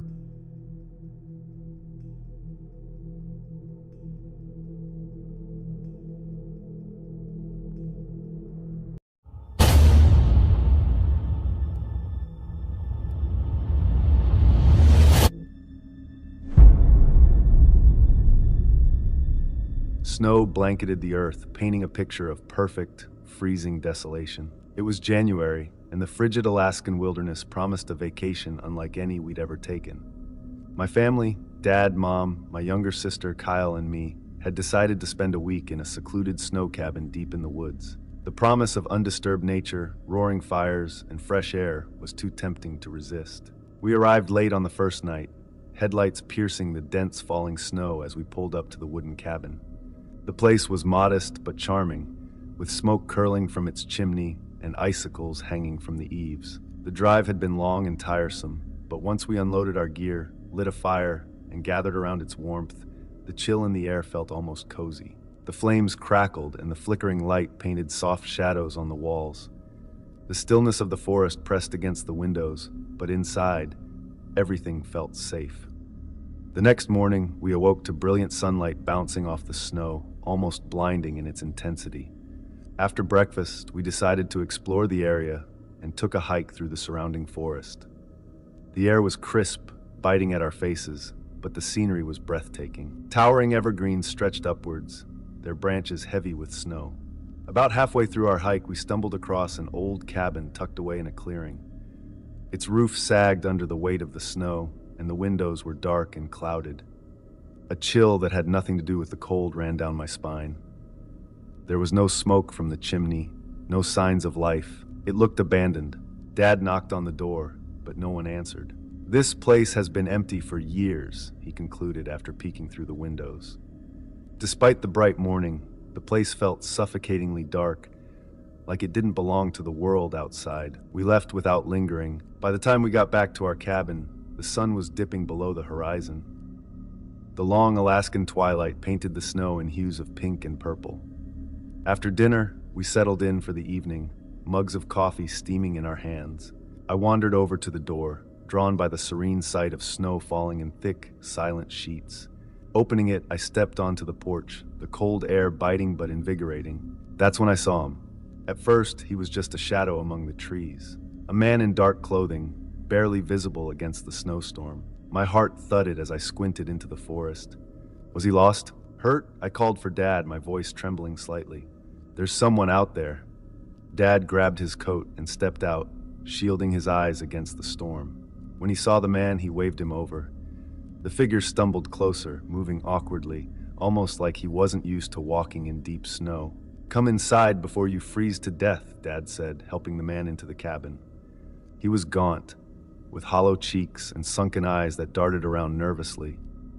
His black coat was soaked, and frost clung to his hair and beard.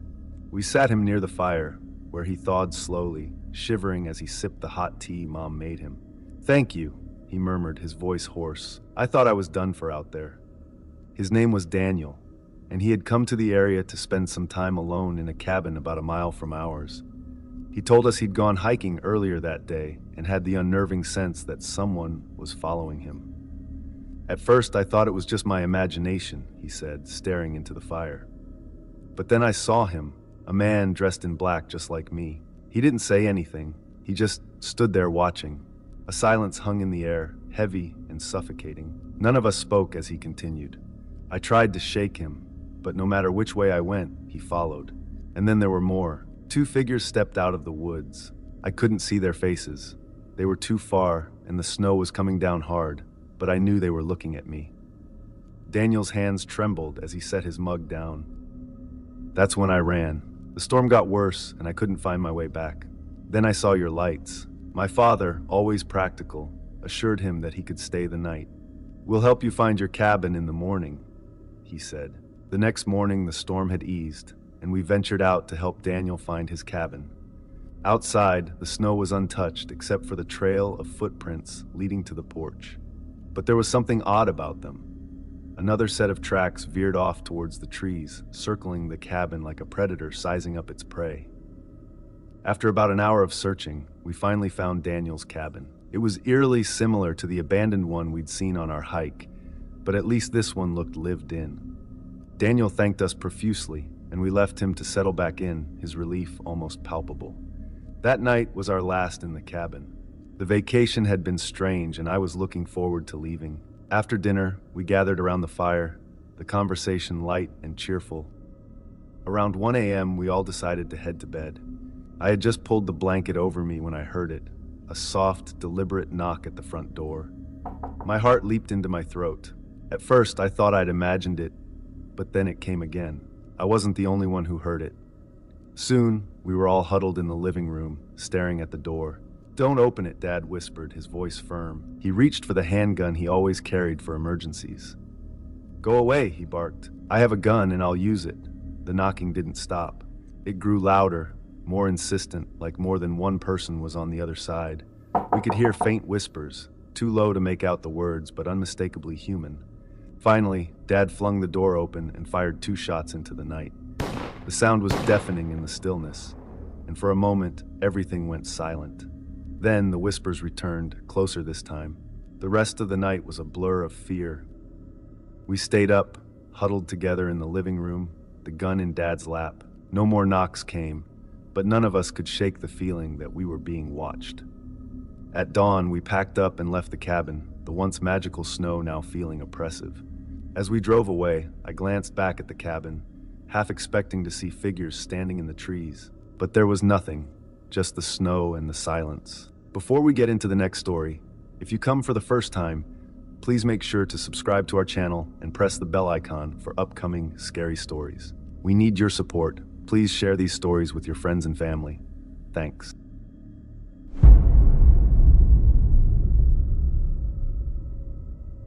The year-end is always a tough time for anyone running a business. But when you're the head of a company that manufactures and sells products on Amazon, it's absolute chaos.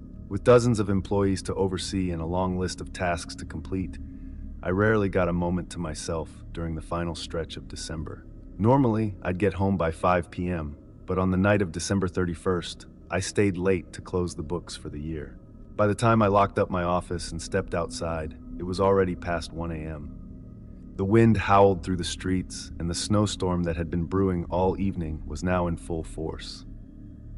The roads were nearly deserted, save for the occasional car cautiously navigating through the white abyss.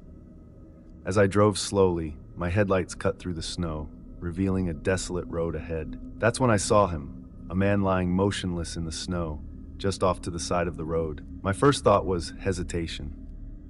Stopping in the middle of a snowstorm to help a stranger could be dangerous.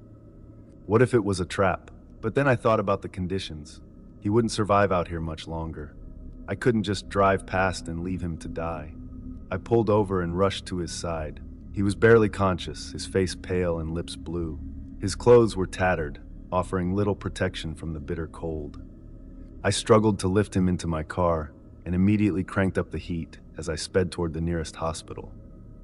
The doctors told me he was hypothermic and severely malnourished, but he would make it with a few days of treatment. I visited him every day during his recovery, curious about who he was and how he ended up in such a state. When he finally regained enough strength to talk, his story unfolded like a tragedy. He told me his name was Ali. 2 years ago, his life had crumbled after the death of his young son. The grief tore his family apart, and he lost his job shortly after. With nowhere to go, he ended up on the streets, surviving day by day until he couldn't anymore. That night, I decided it was better to let the storm take me, he said, his voice trembling. But you saved me. His words stayed with me. I couldn't get them out of my head. I lived alone in a big house, and I figured maybe I could give him a fresh start. So I offered to let him stay with me for a while.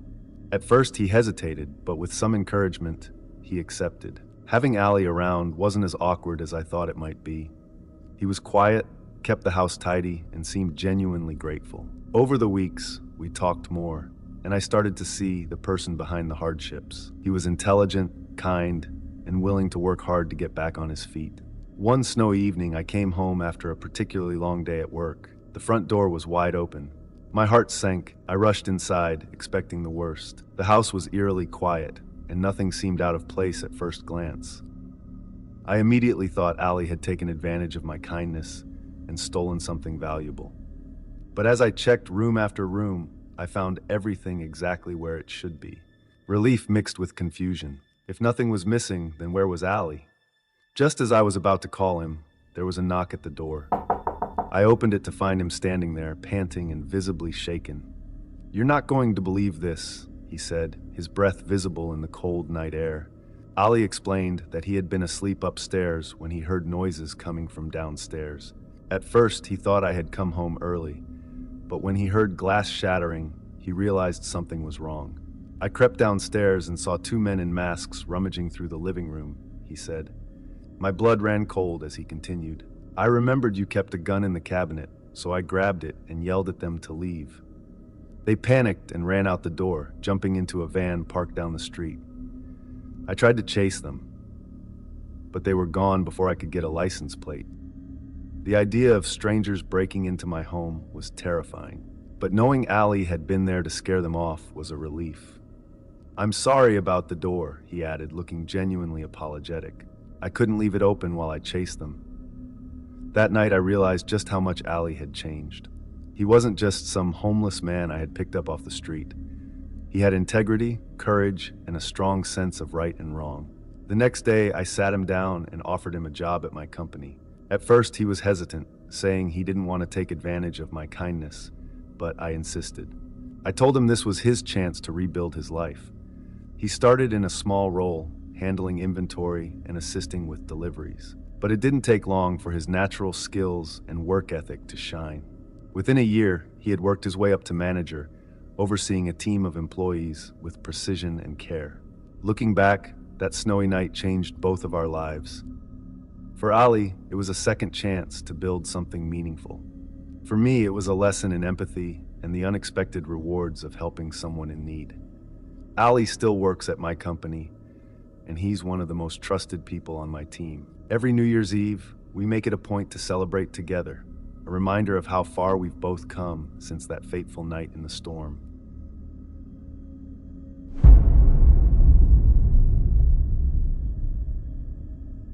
I always thought winter was peaceful, the kind of quiet you don't get in the summer when everything buzzes with life.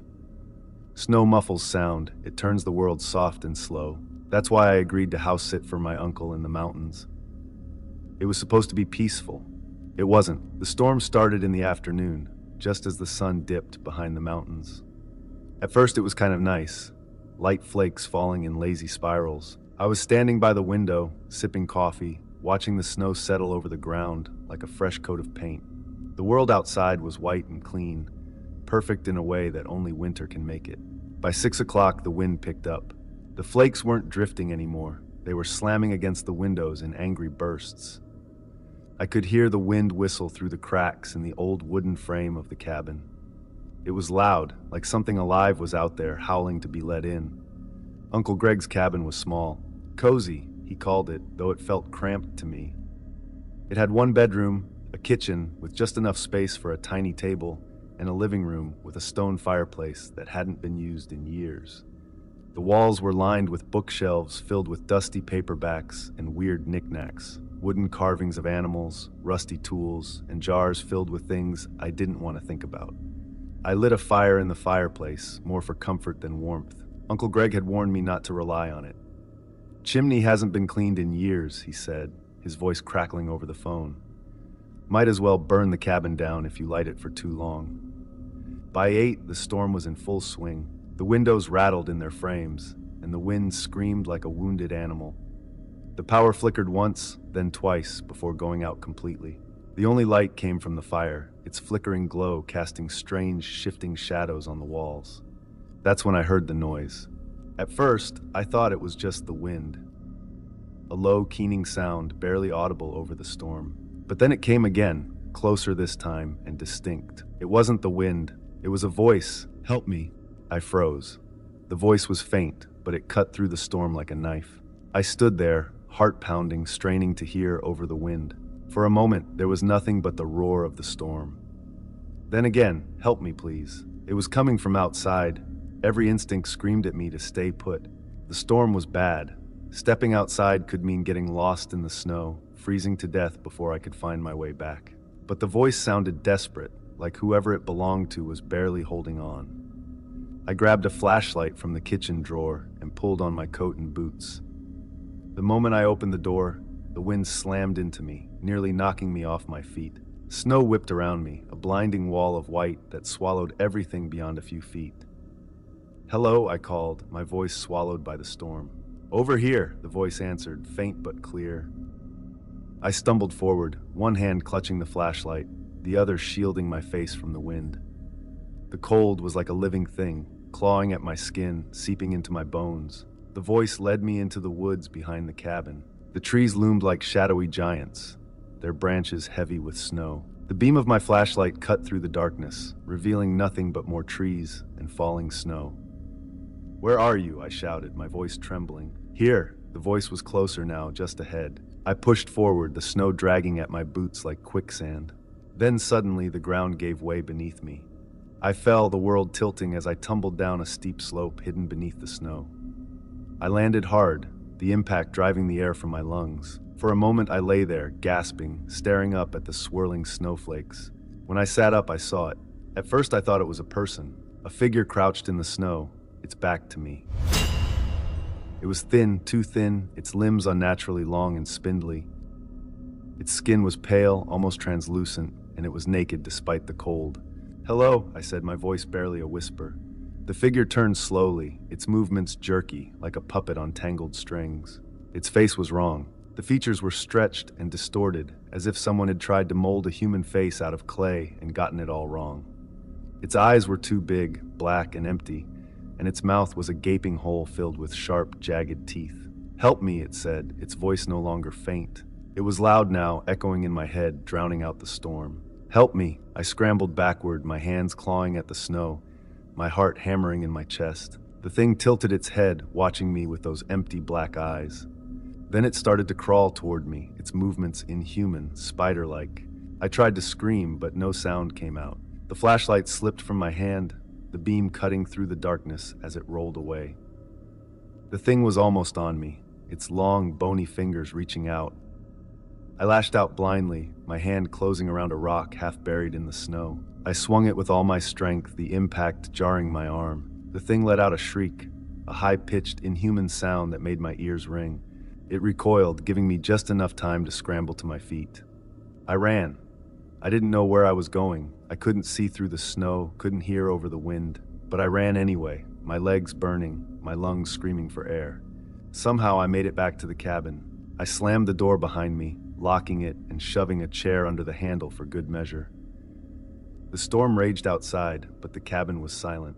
I stood there, shaking, staring at the door, half expecting it to burst open. But nothing came. The thing was gone. I didn't sleep that night. I sat by the fire, clutching the flashlight, jumping at every creak and groan of the cabin.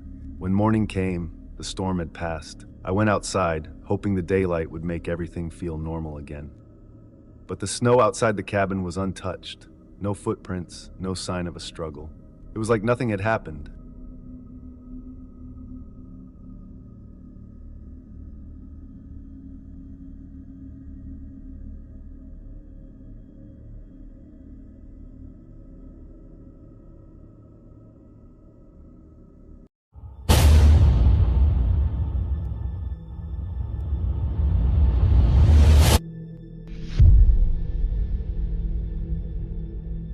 It was a quiet night in late October. I was on patrol, driving down the empty streets of our small Texas town.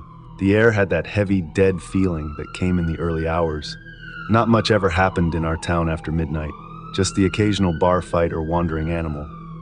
But that night, around 2:15 a.m., I got a call that still haunts me. I picked up the radio, and there was a man on the other end. "Officer, please? I think someone's in my house," he said. "Calm down, sir," I replied, gripping the radio tighter. "What do you mean? What exactly did you see?" There was silence for a few seconds, but I could hear his breathing, rapid and shallow. Then, just as he was about to say something, the line cut off. I tried calling him back, but it went straight to voicemail. The caller ID showed his address, a place just a few streets away, near the edge of town. Something in his voice made me uneasy, so I decided to check it out. When I pulled up to the address, I expected to see a house, maybe with a light on, but there was nothing there. Just open fields, stretching out into the dark, with the faint silhouette of trees in the distance.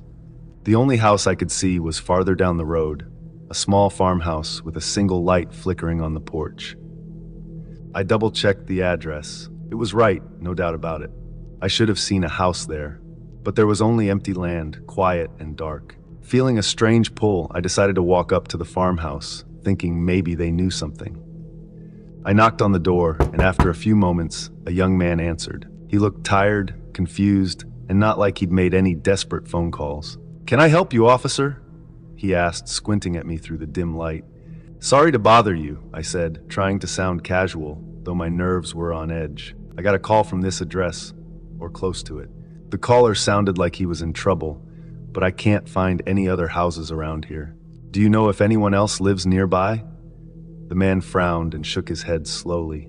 "No, officer. There's no other house for miles. It's just us out here." He paused, studying my face. "Are you sure you're in the right place?" I nodded, my confusion turning to frustration. "Positive. Thanks anyway," I said, backing away. As I returned to my patrol car, I couldn't shake the feeling that something was wrong. I checked the radio again and tried calling the number once more, but it was the same. Straight to voicemail. I got into my car, deciding to head back to the station and report the strange incident. But as I turned the key in the ignition, something caught my eye in the rearview mirror. Someone was sitting in my back seat.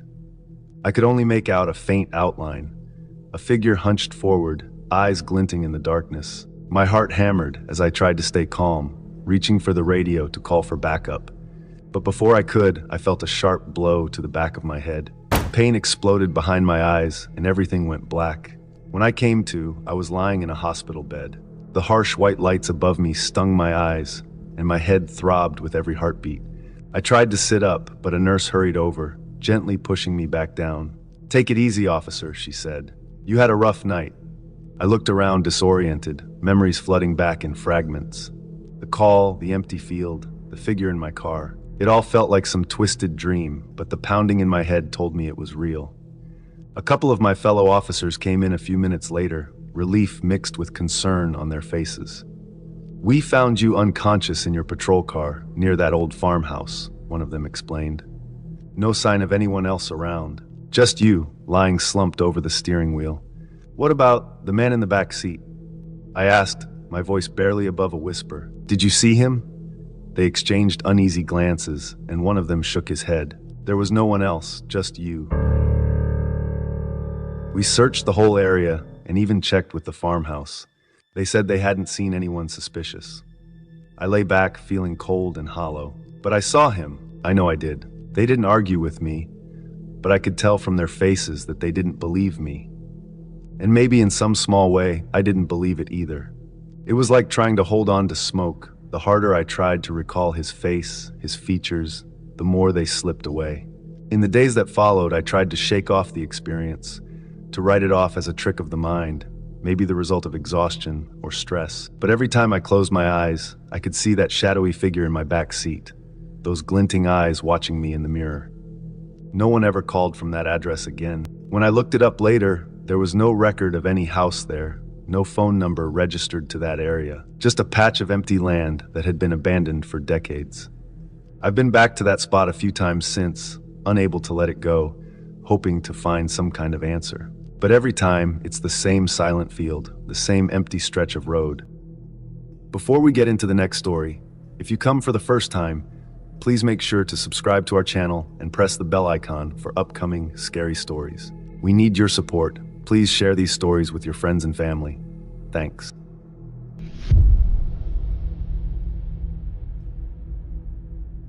I've been a police officer in San Diego for over 15 years, working specifically as a handler in the K-9 unit.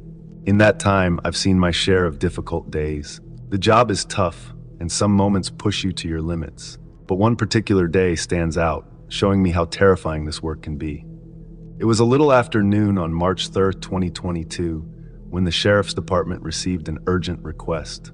They needed immediate backup at a residence nearby. The call sounded serious. A woman at the location had been given multiple eviction notices, and when the deputies attempted to serve her the final paperwork, she reacted in a way no one expected.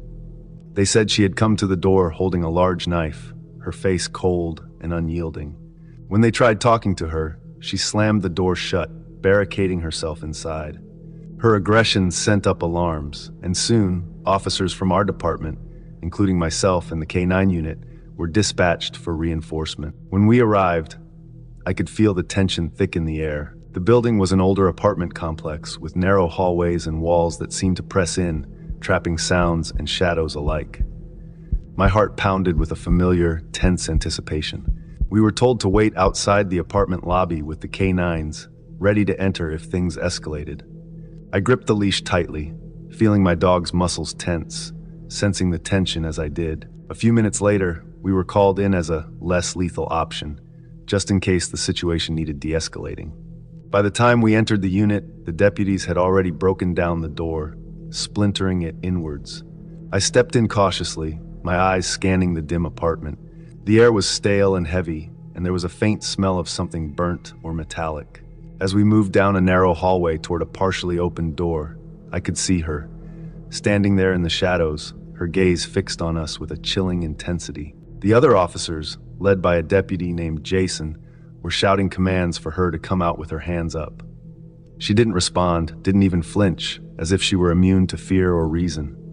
Jason, frustrated, fired warning shots into the wall beside her, hoping to jolt her into surrender. But she just stood there, silent, unmoved, like some grim statue. Then in an instant she lunged. 1 second, she was standing in the doorway, and the next she was charging at us with the knife raised. I instinctively backed up, stumbling slightly as we all moved into the cramped hallway, trying to put distance between ourselves and that deadly blade. Jason fired, but his shots missed in the frantic, narrow space. The woman's eyes burned with a wild, determined fury as she closed the gap. I barely registered what happened next. All I remember is a sharp, searing pain in my chest as the knife connected. She had struck me. For a few heart-stopping seconds, the pain exploded through me, intense and white-hot. She pulled back, and before I could process the pain, another officer opened fire. This time, the bullets hit their mark. The woman fell to the ground, her knife slipping from her grasp as she collapsed lifelessly in the narrow hallway. The silence that followed was thick and haunting, broken only by my shaky breathing. I couldn't move. My chest throbbed in agony, and it felt like fire was spreading from the wound. I tried to call out, tried to tell someone, anyone, that I'd been stabbed, but my voice barely registered. The officers were busy securing the scene, and for a moment it was as if I were invisible, lost in a haze of pain. Then, a few seconds later, one of them noticed. "Is anyone hurt?" they called out. "I've been stabbed," I managed, my voice weak but desperate. The response was immediate.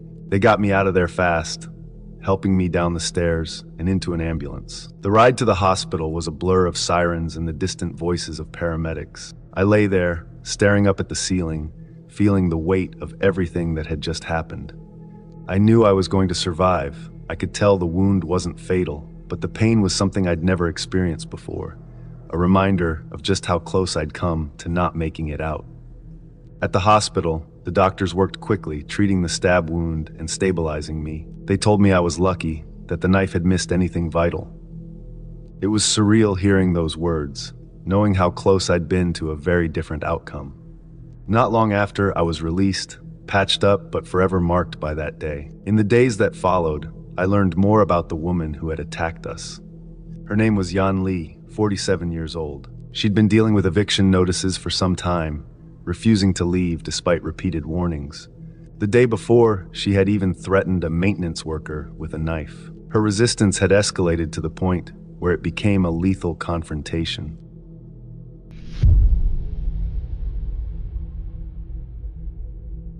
I was on patrol in San Francisco, the kind of night shift most officers dread, quiet, cold, and creeping. The fog had rolled in thick, turning every street and corner into something strange and hidden. The city looked like a forgotten memory, with streetlights casting dim pools of yellow that barely touched the darkness around them.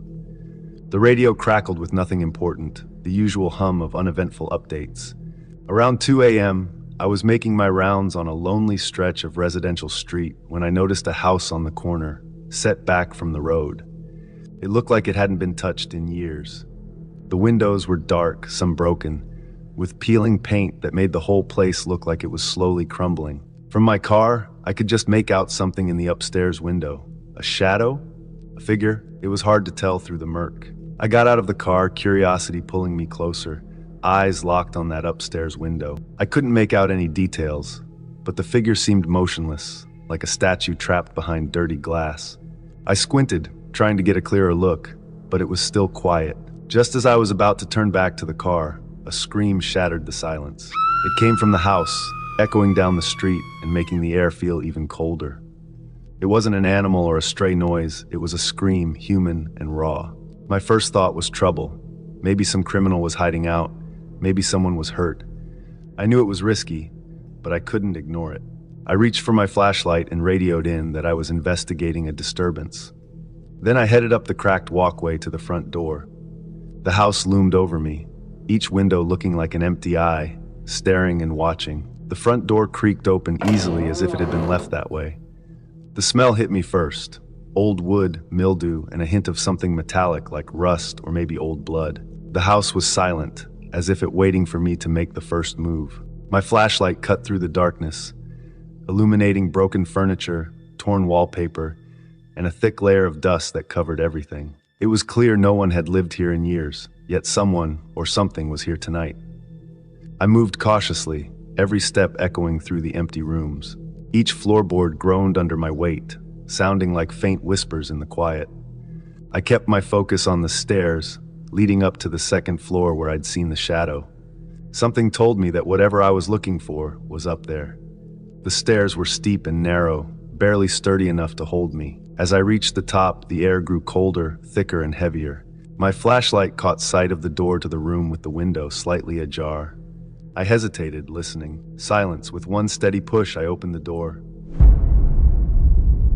My flashlight beam fell upon a woman, sitting by the window, tied to a chair with thick ropes binding her wrists and ankles. Her clothes were torn, her face pale, and her eyes wide with fear. A piece of cloth was tied tightly around her mouth, muffling any sounds she tried to make. Her gaze locked onto mine, desperate and pleading. I approached her, heart pounding, as I carefully removed the cloth from her mouth. She gasped for air, her voice shaky and low. He took me," she whispered. I ignored him in college and he wouldn't let it go." The story tumbled out in fragments. She told me that she'd known the man from her college days. He'd been persistent, always trying to get her attention, and she'd brushed him off, thinking he'd move on. But he hadn't. Years later, he'd found her, followed her, and watched her until he knew her routine. One night, he grabbed her off the street and brought her to this place where no one would find them. He wanted her to see him, to acknowledge him. I didn't need any more convincing. I called for backup, relaying her story as best as I could. The woman's fear was like a tangible thing in the room, heavy and suffocating. She kept glancing at the door as if expecting him to burst in any second. I assured her that help was on the way, but I knew the feeling of being watched, of something lurking just out of sight. Backup arrived, filling the house with the sound of footsteps and voices. They took her out, guiding her down the narrow staircase and into the night, where she was finally free. Her relief was palpable, yet her fear hadn't left. She kept looking over her shoulder, as if he might appear out of nowhere. Not long after, we found him. He'd been hiding in the basement, listening, waiting. He didn't fight when we cuffed him, his eyes vacant yet filled with something dark, something twisted. As they let him out, he looked at me, a small, chilling smile curling his lips, as if he'd won something in his twisted mind. With him in custody and the woman safe, I was left alone in the house to finish the last checks.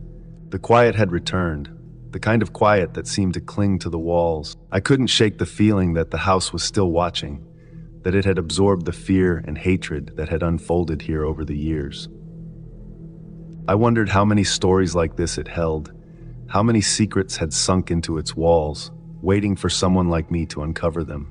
The house stood empty again, but I couldn't shake the thought that it was only a matter of time before it claimed another story, another secret hidden in its shadows. As I left, the fog had thickened, swallowing up the house, and it was as if it had never been there at all.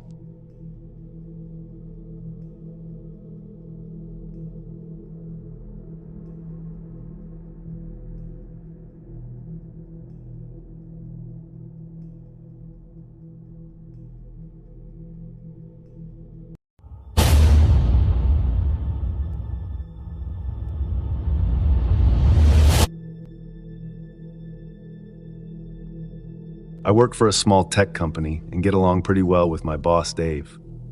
He's one of those guys who are easygoing and friendly. So when he invited me to go on a cruise with his family, I didn't think twice. It was going to be a 5-day trip just to get away from the daily grind. He brought along his wife Karen and his teenage son Alex. Alex was about 16, a good kid, but you know how teenagers are, quiet and always on their phone.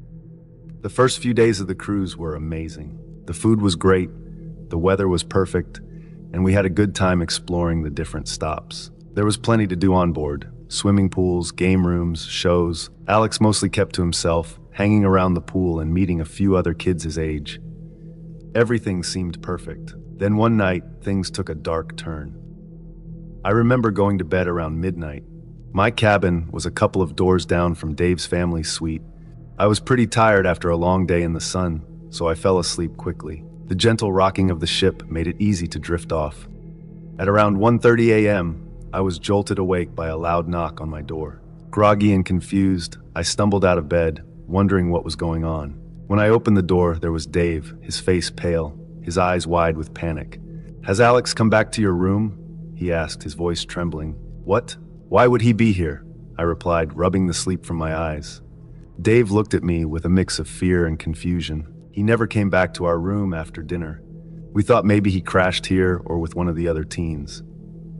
Immediately, I felt a knot form in my stomach. Something was wrong. We both quickly got dressed and headed to the ship's customer service desk.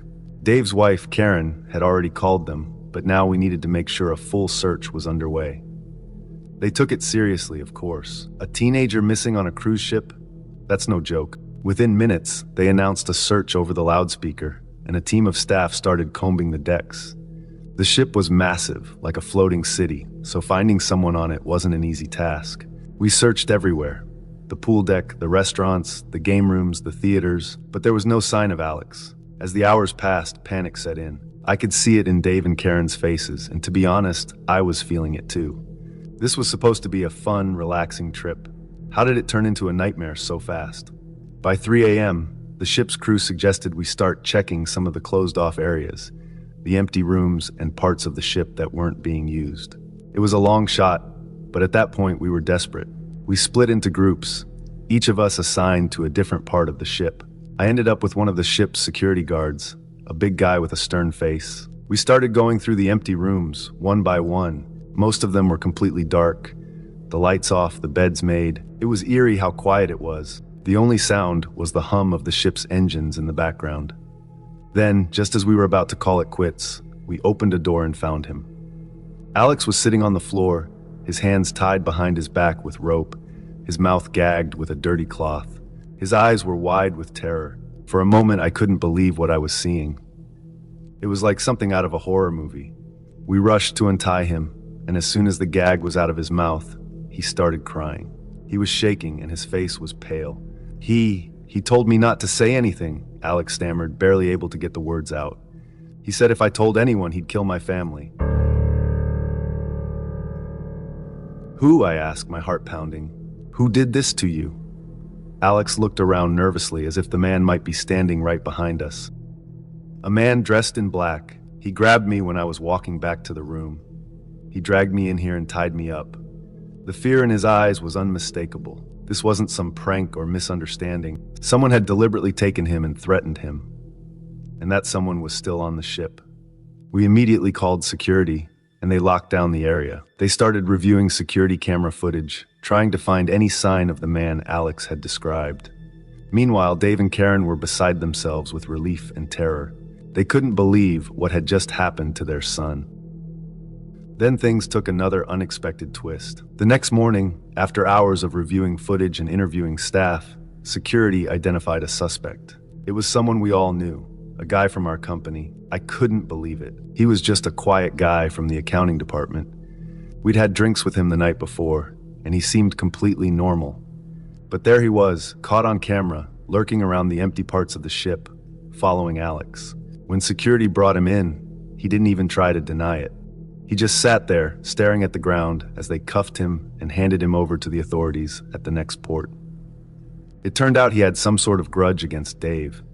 He thought kidnapping Alex would scare Dave and ruin him, but he didn't count on the ship's security and the cameras catching him. Even now, months after the cruise, I still think about that night. The way the ship felt so peaceful and safe, only to turn into a place of fear and danger. And that quiet guy from accounting, someone I would have never suspected, planning something so twisted. I'm not sure I'll ever be able to set foot on a cruise ship again. The ocean may be vast, but nowhere is safe when you don't know what kind of monsters might be hiding in plain sight. Before we get into the next story, if you come for the first time, please make sure to subscribe to our channel and press the bell icon for upcoming scary stories. We need your support. Please share these stories with your friends and family. Thanks.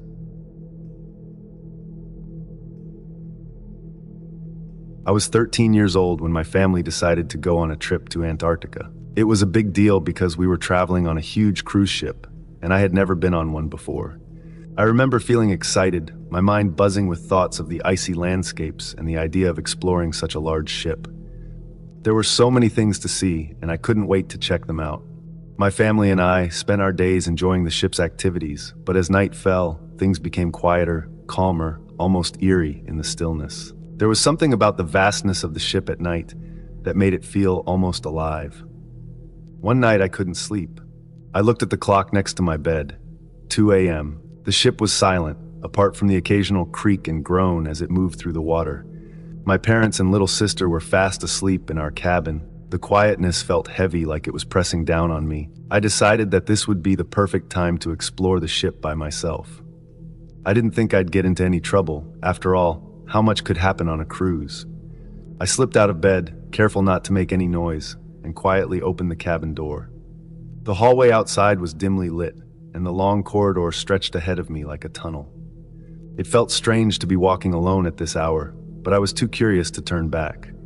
I wandered down the hall, through the empty dining area, and then to one of the upper decks. That's when I saw him. A boy, maybe around 17 or 18 years old, was standing near the railing, looking out over the dark sea. His name was Robert, though I didn't know that at the time. He turned when he noticed me, and for a moment I felt uneasy. His eyes were sharp, and there was something about his expression that made me pause. "You're out late," he said, his voice low but friendly enough. "What are you doing wandering around at this hour?" I shrugged. Just couldn't sleep. Wanted to explore. Robert smiled, but it didn't reach his eyes. "Perfect timing. I know this ship inside and out. I can show you around if you want." I wasn't sure what to say. A part of me was thrilled by the idea of seeing parts of the ship I hadn't yet explored, but another part of me felt off. But Robert seemed confident, like he knew what he was doing, so I agreed. We walked together, moving through parts of the ship that seemed to be completely deserted. As we went along, Robert started talking about himself.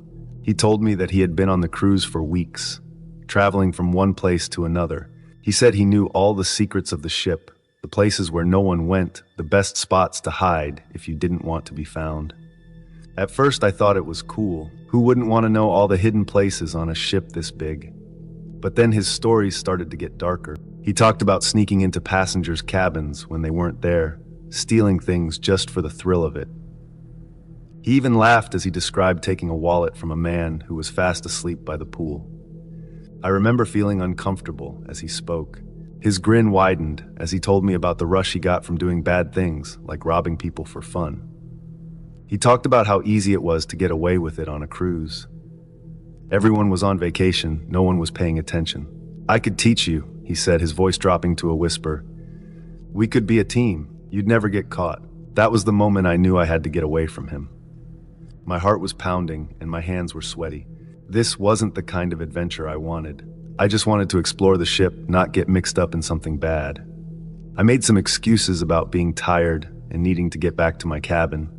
Robert just nodded, still smiling, as if he knew something I didn't. I hurried back to my cabin, my footsteps quick and quiet on the carpeted floor. When I closed the door behind me, I felt a huge wave of relief. I didn't want to think about Robert or the things he'd said. I crawled back into bed, pulling the blanket up to my chin, and tried to push it all out of my mind. For the next few days, I avoided going out alone at night. I stuck close to my family and made sure I didn't run into Robert again. It was easy enough. There were hundreds of passengers on the ship, and I didn't see him during the day. Then something happened that I'll never forget. A man was caught stealing from a wealthy businessman on the ship. He had stolen a gold watch, something very valuable.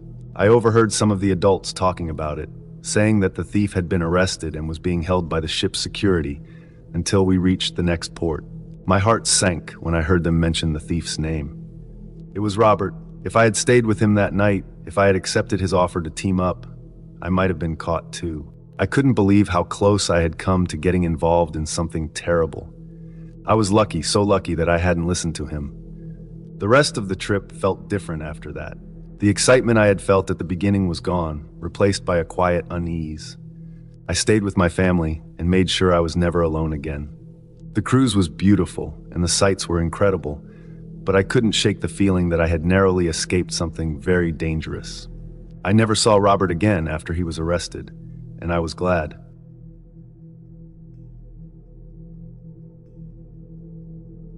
My name is Alina, and I was traveling alone on a cruise to visit my family, who live on a small island far away. It was meant to be a peaceful trip.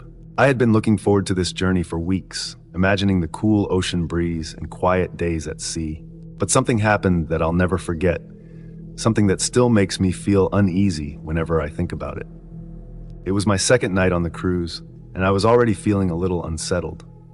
The ship was much larger than I had expected, with long, narrow hallways that seemed to stretch forever. My cabin was on the lower deck, tucked away from the busier parts of the ship. At first, I liked the quiet. It gave me space to think and relax. But as the hours passed, the silence became almost too heavy. The gentle rocking of the ship and the faint hum of the engine were the only sounds. The night started normally enough. I had dinner, strolled around the deck under the stars, and then returned to my cabin to get some sleep. I wasn't feeling tired yet, so I spent some time reading before finally turning off the lights. I don't know how long I had been asleep when it happened, but I suddenly woke up. The room was dark, but the dim glow from the hallway light seeped in through the edges of the door. Everything was quiet, and for a moment, I thought maybe I had just woken up for no reason. Then I heard it, a soft knock on my door. It was so faint that I wasn't even sure I had heard it at first. I sat up in bed, listening carefully. The knock came again, gentle but clear. I felt a cold shiver run down my spine. Who would be knocking on my door at this hour? I glanced at the clock on the small table next to my bed. It was 3 a.m. I hesitated for a moment, then slowly got out of bed and walked to the door.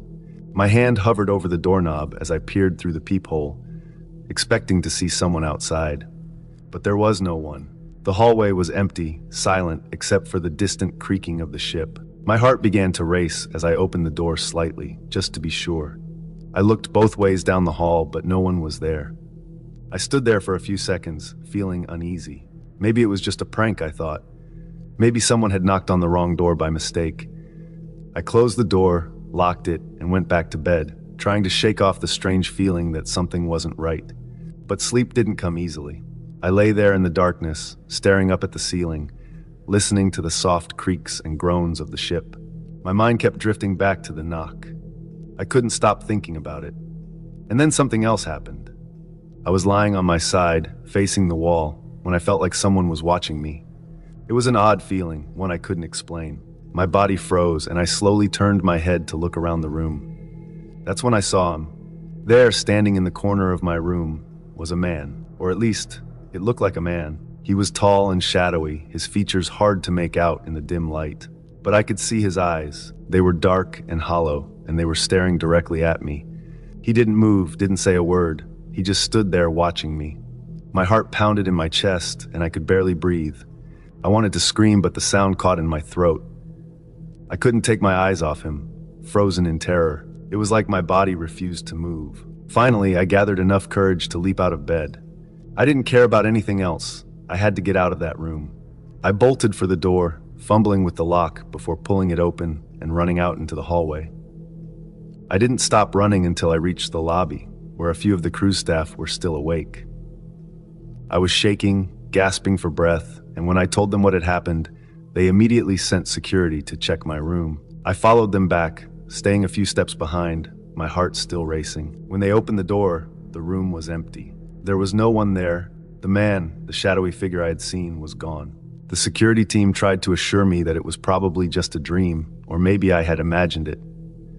But I knew what I had seen. I knew that man was real, or at least he had been. Later that day, one of the workers on the ship approached me. He seemed hesitant at first, like he wasn't sure if he should tell me what he knew. But eventually he spoke. He told me that the room I was staying in had a history. Years ago, a man named Hendrik had died in that very room. The details of his death were unclear, but ever since then, strange things had been reported by guests who stayed in the room. Some heard knocking, others saw shadows, and a few, like me, had seen the man himself. As he spoke, a chill ran down my spine. It was the same room, the same corner, where I had seen that figure standing. I couldn't believe it. I couldn't stay in that room any longer, so I asked to be moved to a different cabin. For the rest of the trip, I couldn't shake the feeling that something was still watching me. When I finally reached my family's island, I felt a wave of relief wash over me. But even now, whenever I think back to that night, the memory of those hollow eyes staring at me in the darkness still sends chills through my body.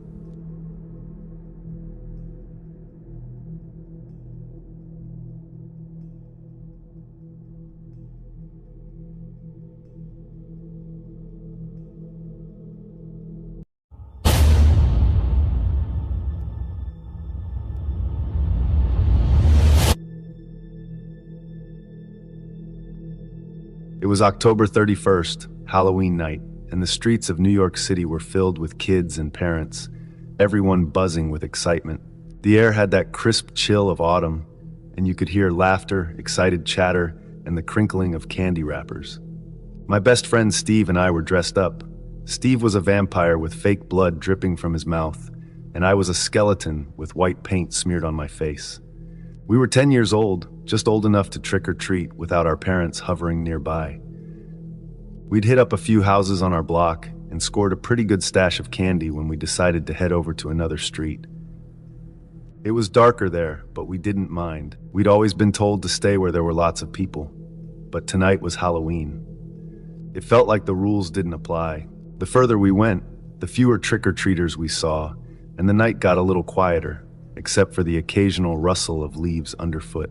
As we were walking down the sidewalk, I felt this weird sensation like someone was watching us. I looked over my shoulder, expecting to see some other kids behind us, but there wasn't anyone there. Just empty shadows stretching along the pavement, under the streetlights. I brushed it off, thinking I was just being jumpy because of the spooky atmosphere. But a few minutes later, I saw him. The man on the bike. At first, he was just a shadow at the edge of the street, riding slowly behind us. He wasn't wearing a costume, just a hoodie with the hood pulled low over his face. His bike had one of those creaky chains, so it rattled every time he pedaled. I nudged Steve, pointing him out. Steve just shrugged, saying it was probably nothing. But as we kept walking, the biker kept getting closer, matching our pace like he was trying to blend in with the rhythm of our steps. We sped up, our feet crunching faster on the sidewalk. But he sped up too, his bike rattling louder as he followed us down the dim street. I was about to tell Steve we should head back when I noticed another figure. This one was walking, and he was on the other side of the street, keeping pace with us, just like the biker. He didn't look like any kid or parent out trick-or-treating. He was tall, dressed in dark clothes, and he was staring straight ahead, walking in step with us, never looking over, never slowing down. These two men weren't just passing by. They were following us. I felt my throat go dry, and my hands clenched tight around my candy bag. "Steve, I think we should go," I whispered, trying to keep my voice steady. But Steve didn't respond. He was already staring at the biker, his face pale, his eyes wide. Then it happened. In one swift, terrible motion, the man on the bike veered toward us, closing the gap in seconds. He grabbed Steve by the arm, jerking him so hard that his bag of candy flew to the ground, spilling chocolate bars and lollipops all over the sidewalk. Steve screamed, thrashing against the man's grip, but the biker's fingers were locked around his arm like iron. I was frozen for a moment, my feet glued to the pavement as I watched the scene unfold in front of me. Steve was yelling, calling for help, his voice breaking, and I was rooted to the spot, paralyzed with fear. But then something snapped inside me, and I started screaming too, louder than I'd ever screamed in my life. "Help! Someone please help us!" I yelled, my voice echoing down the empty street. Panic took over, and I kept screaming, my throat raw, hoping someone would hear. A porch light flicked on in the distance, and a man stepped out of his house, squinting at the scene unfolding on his street. He saw the biker and the man walking toward us, and didn't hesitate. He ran down his steps, shouting at the men to get away from us. The biker, startled, released Steve and jumped back on his bike, pedaling off into the darkness. The other man, the one who had been walking, stopped dead in his tracks, his face hidden in shadow, before turning around and slipping into the night. The man from the house came over, his face full of worry. He asked if we were okay, and I could barely speak, my chest still heaving with fear. Steve was shaking, his face pale as a ghost. I managed to tell the man what had happened, choking out the words between gasps. He nodded, his face dark with anger, and quickly pulled out his phone to call the police. The police arrived not long after, asking us questions and trying to get descriptions of the men. But in the dark, with the Halloween costumes and shadows, everything had been a blur. They assured us they'd keep an eye out, and I remember the officer's voice was calm, but his eyes were serious, like he knew this wasn't just some Halloween prank. Over the next few days, I couldn't shake the memory of those men following us, their cold, empty stares, the iron grip of the biker as he pulled Steve away. It was like a nightmare I couldn't wake up from. Every time I closed my eyes, I saw Steve's face, his terrified expression, and the shadows stretching across the sidewalk as the men followed us. Then a few days later, the news broke. The police had caught a gang of kidnappers who had been targeting kids in the area. They'd found several missing children, scared but safe, hidden away in different locations around the city. To this day, Halloween doesn't feel the same. The costumes, the candy, the laughter of kids on the street, it all seems a little darker, a little more dangerous. Before we get into the next story, if you come for the first time, please make sure to subscribe to our channel and press the bell icon for upcoming scary stories. We need your support. Please share these stories with your friends and family. Thanks.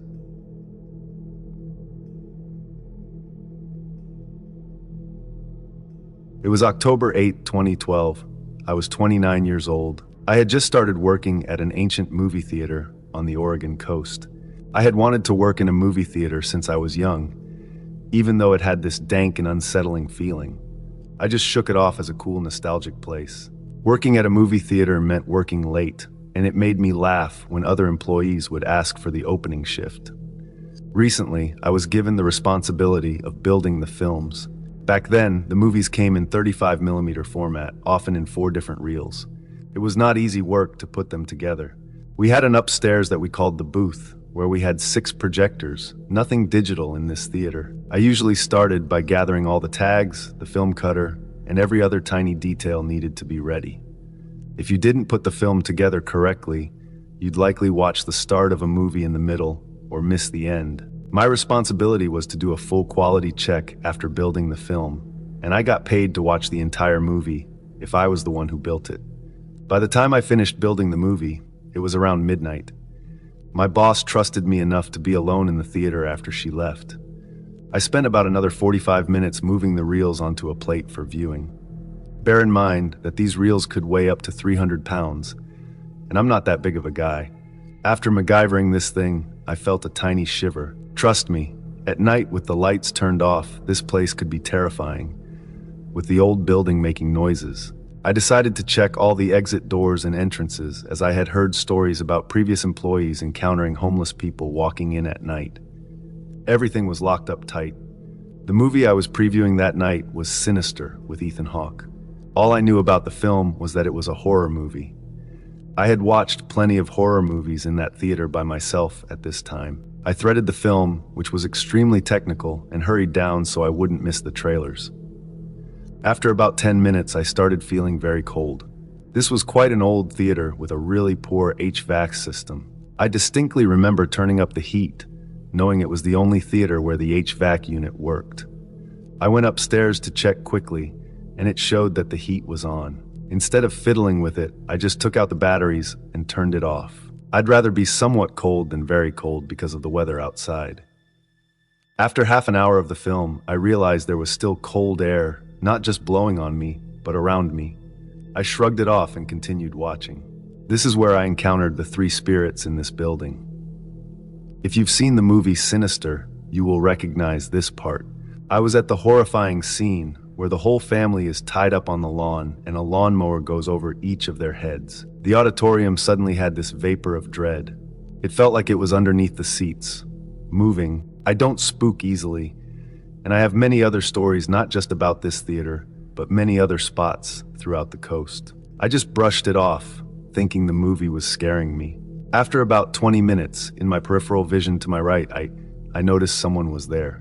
I snapped my head to that area, and as clear as day, a woman in her 30s was staring at me. She was wearing a white, somewhat patterned dress that went down to her ankles. I couldn't see her face or hands, as the theater was still pretty dark. The one thing I saw was unmistakable. She was smiling at me. After about 3 seconds, she turned to her right and disappeared through the entrance doors. I jumped in terror out of my seat, the movie still playing with intense music and screaming. I started scrambling through the aisle. I liked sitting in the center when I was alone watching a movie. It got even colder, and the air above my head felt like I couldn't feel it.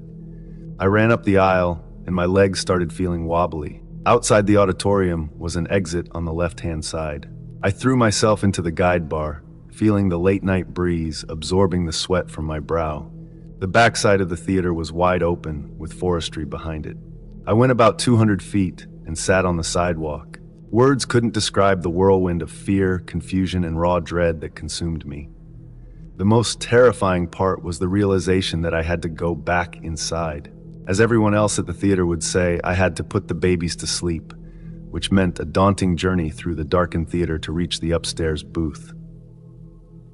During my first 2 weeks at the theater, ex-employees had cryptically warned me about encountering the 3 demons that haunted the place. They spoke of a demon lurking in the booth room upstairs, another invisible demon leaving mysterious footprints in the sand, and a third specter wandering the aisles outside the auditorium, occasionally venturing inside. Despite my experience with ghostly encounters, the stories still sent shivers down my spine. Summoning all my courage, I forced myself to stand up and make my way back into the theater.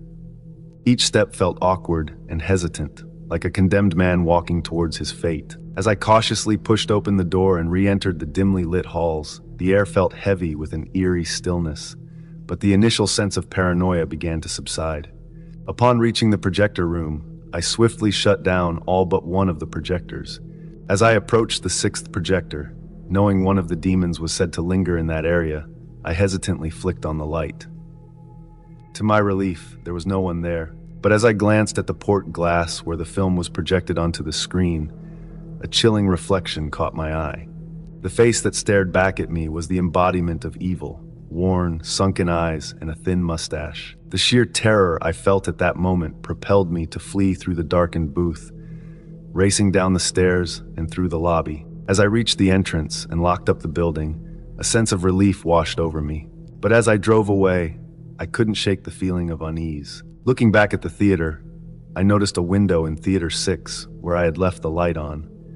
To my horror, the window was now open, adding a final touch of dread to my already harrowing experience. Despite this terrifying encounter, I continued to work at the theater for many more years, encountering numerous other chilling experiences. Perhaps one day, I will share more of these unsettling tales with you.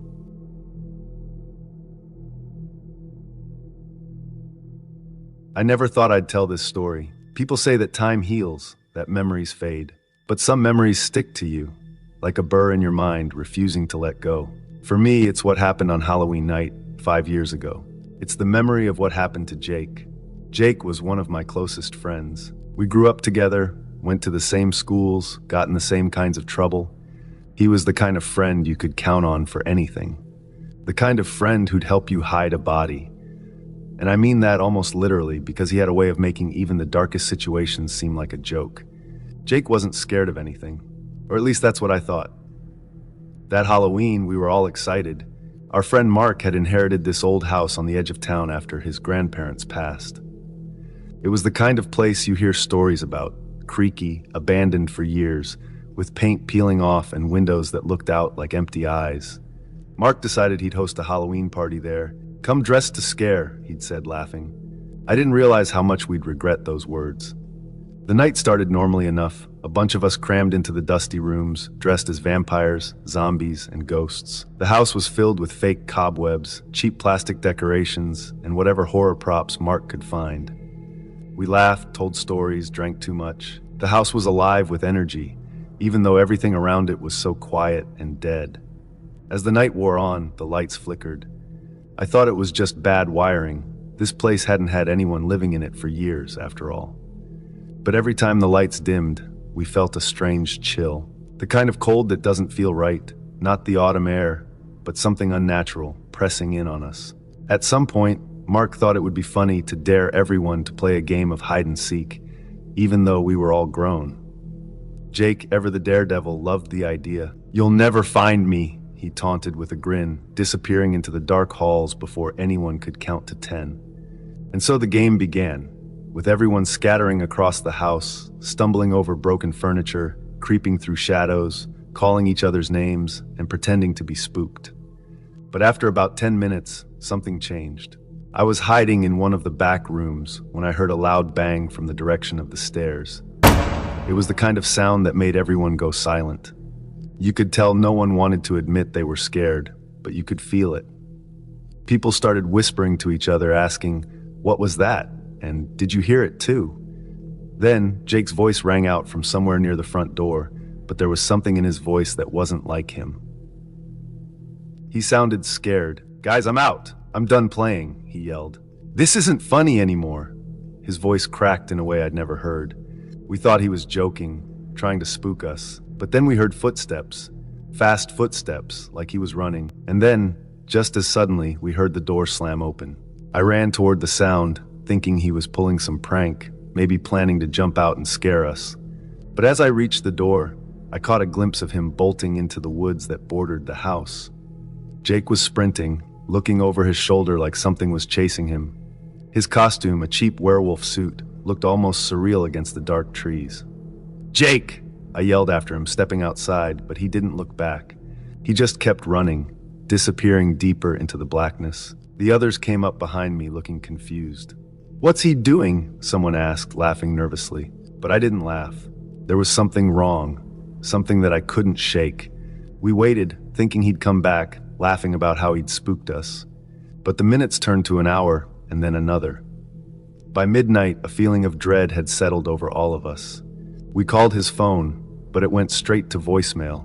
We tried shouting into the woods, our voices swallowed by the endless dark. Nothing. One by one, people started leaving, too uncomfortable to stay. Mark, a few others, and I were the only ones who stayed behind, pacing and debating if we should call the cops. Part of me still thought Jake would jump out, laughing. It wasn't until dawn, when the woods were washed in the gray light, that the full weight of what had happened sank in. We reported him missing, of course. His parents were devastated. We joined search parties, scouring the forest and the fields beyond. Days turned to weeks, and eventually the searches slowed, then stopped. People began to say things like, maybe he wanted to leave, or he's probably just hiding.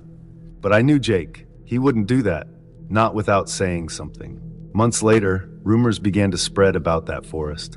People said they saw things at night, a shadow darting between trees, or a figure standing on the edge, just beyond the reach of the town's lights. People called it the Halloween ghost, but I knew better. It was Jake, or at least something that looked like him. I started having nightmares. In them, I'd see Jake in the woods, calling for help, his voice distorted, echoing.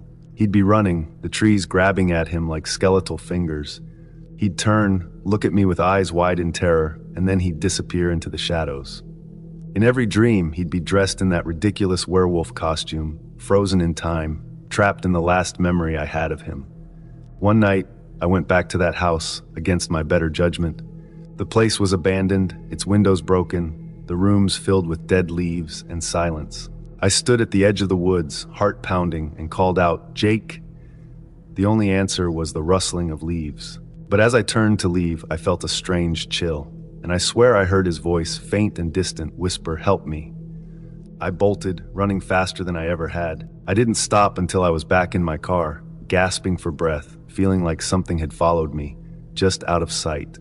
To this day, no one knows what happened to Jake. The forest has taken on a life of its own. They say no one goes in there after dark now, that sometimes if you're quiet, you can hear footsteps on the edge of town. And every Halloween, without fail, I dream of him. His face was half hidden in that ridiculous costume, frozen in terror. And maybe one day, I'll go back to the woods and try to bring him home. But for now, all I have is the memory, that terrible clinging memory,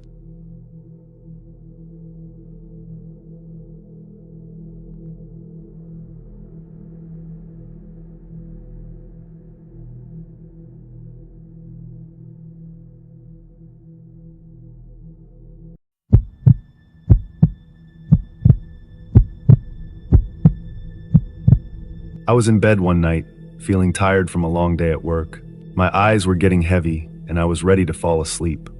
The room was dark, with only a sliver of moonlight coming through the curtains. The quietness of the house was comforting. I lived with two housemates, Sarah and Henry, but they were both out for the night. Sarah had gone to visit her parents, and Henry was at his girlfriend's place. I was looking forward to having the house all to myself. As I was drifting off, I heard a soft creak from the hallway. My bedroom door was slightly open, and I saw a shadow moving. I figured it was just one of my housemates coming back early. But then something strange happened. The door slowly opened wider, and a head popped in. It was too dark to see clearly, but I could make out the shape of a person.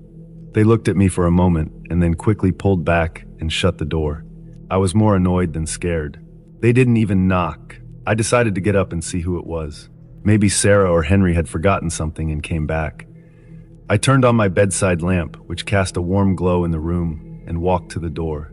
When I stepped into the hallway, it was completely silent. The house felt empty. I called out, "Sarah? Henry," but there was no answer. I checked the living room and the kitchen. The lights were off, and there was no sign of anyone. I felt a chill run down my spine. Where had they gone? I went back to my room and grabbed my phone. I texted Sarah first, "Hey, are you home? I thought I saw you." A few minutes passed with no reply. Then I texted Henry, "Are you here? I think I saw someone." Again, no response. I started to feel uneasy. I decided to check the front door.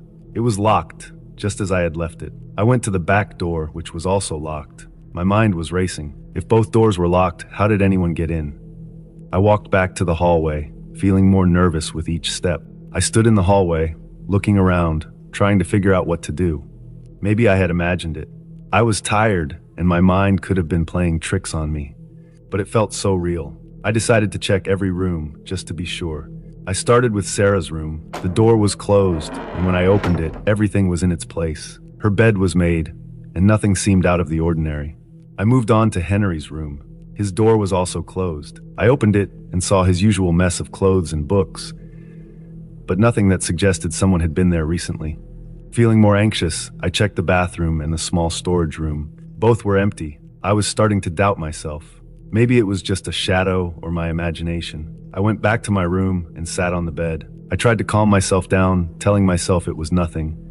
But then I heard it again, a soft creak coming from the hallway. My heart started to race. I felt a cold sweat on my forehead. I turned off my bedside lamp and listened carefully. The house was so quiet that I could hear my breathing. The creaking sound grew louder, like someone was slowly walking down the hallway. I wanted to get up and check, but fear kept me frozen in place. Suddenly, the door to my room opened slightly, just like before. I could see the shadow of a person standing there.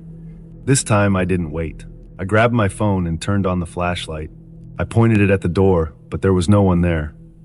The hallway was empty. I felt a knot in my stomach. Something was very wrong. I decided to call Sarah. I needed to hear her voice. I dialed her number and waited, but it went straight to voicemail.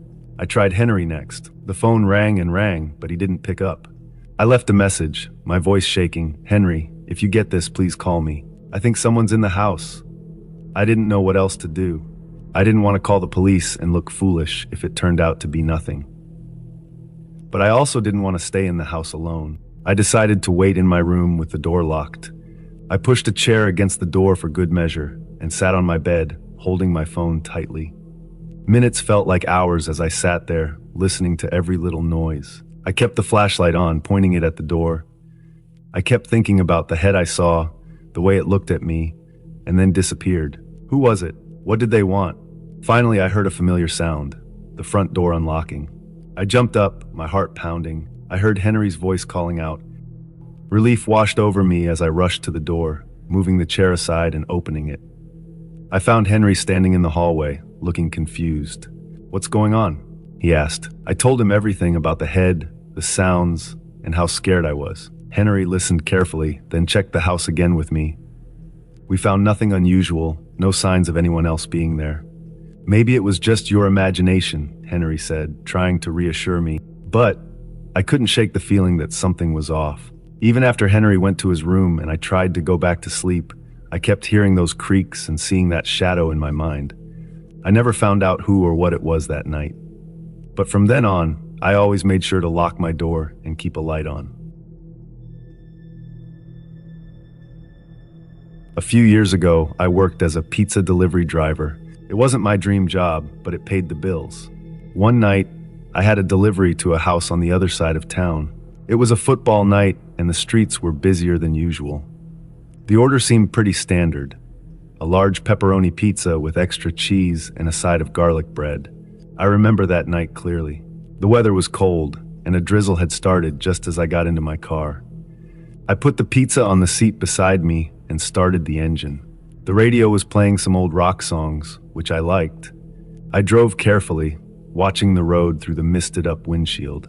It was a bit past the promised delivery time when I arrived at the address, but only by a few minutes. I parked the car and grabbed the pizza.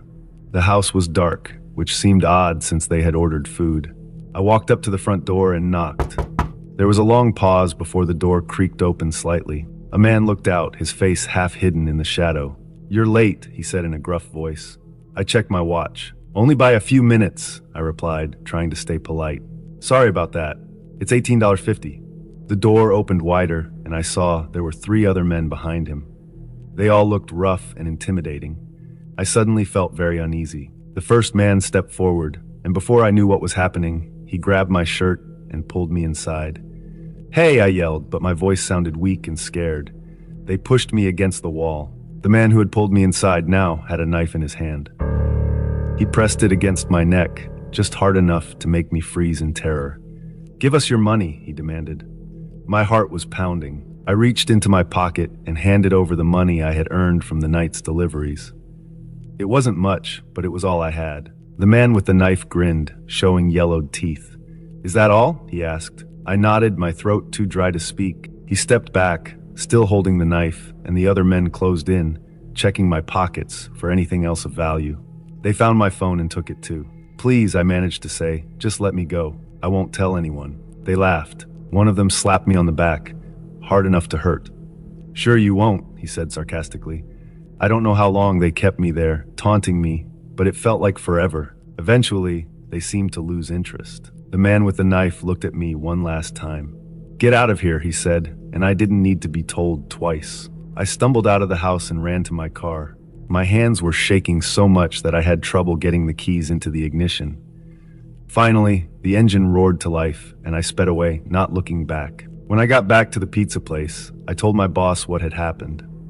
He called the police, and I gave them a description of the men and the house.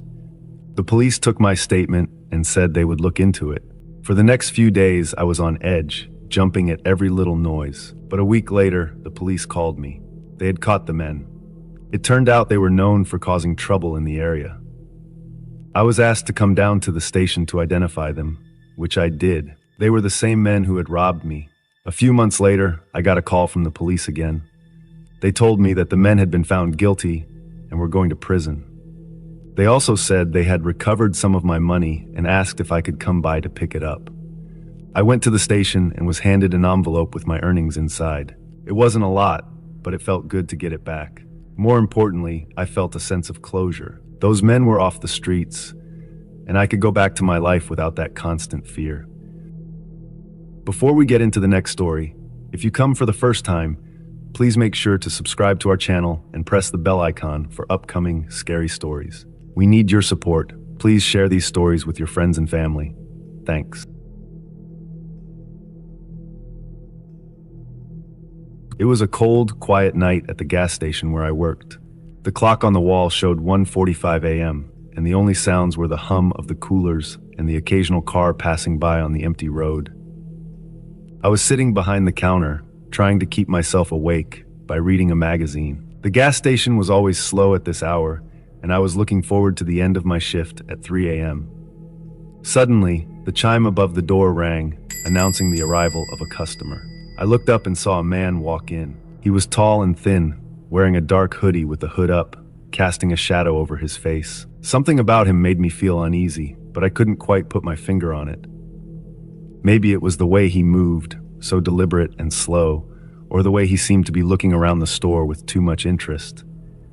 He walked up to the counter and asked for a pack of cigarettes. His voice was low and raspy, sending a shiver down my spine. I reached behind me and grabbed a pack, placing it on the counter in front of him. He didn't pick it up right away. Instead, he pulled out a crumpled $10 bill from his pocket and handed it to me. As I took the money, our hands briefly touched, and I felt a jolt of cold run through me. I rang up the purchase and gave him his change, which he stuffed into his pocket without counting. He picked up the cigarettes and then, as if remembering something, asked if he could also get some gas. I nodded and asked how much he wanted. "Just $20, he said. I punched the amount into the register and handed him a receipt. "Thanks," he said, still in that unsettling voice. He turned and walked out of the store without another word. I watched him through the window as he filled up his old, beat-up car. There was something off about him, something that made the hairs on the back of my neck stand up. I couldn't shake the feeling that I had just encountered someone dangerous. After he drove away, I tried to go back to my magazine, but I couldn't concentrate. My mind kept drifting back to that man and the strange feeling he had left me with. I kept glancing at the door, half expecting him to come back. The rest of my shift dragged on slowly, and when my relief finally arrived, I was more than ready to go home. The next morning, I woke up to the sound of my phone buzzing. It was a news alert from the local station. I groggily picked up my phone and saw the headline, "Gas station robbed, attendant brutally assaulted." My heart started pounding as I read the article. The robbery had happened just an hour after my shift ended, at a gas station only a few miles away from where I worked. The description of the suspect matched the man who had come into my store. Tall, thin, wearing a dark hoodie.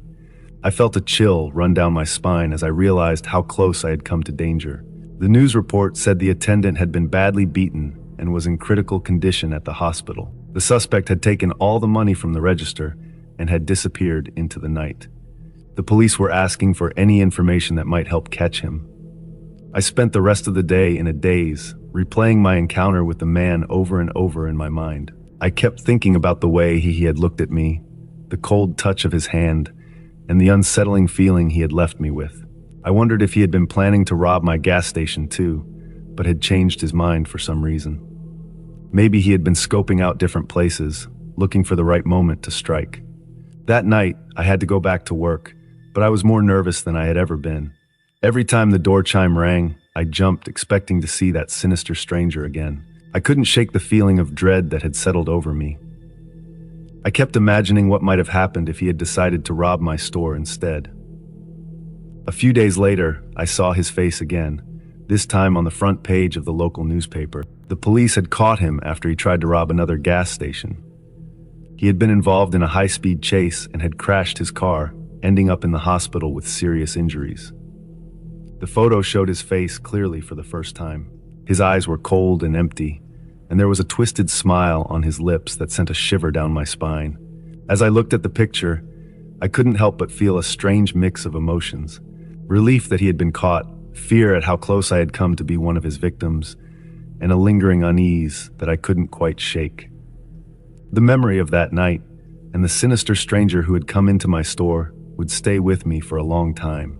Working at the gas station was never the same after that.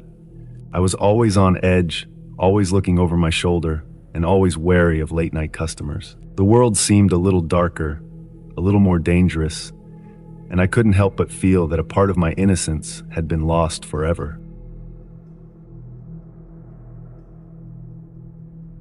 I have always loved traveling. Seeing new places, meeting new people, and staying in unique accommodations were my passions.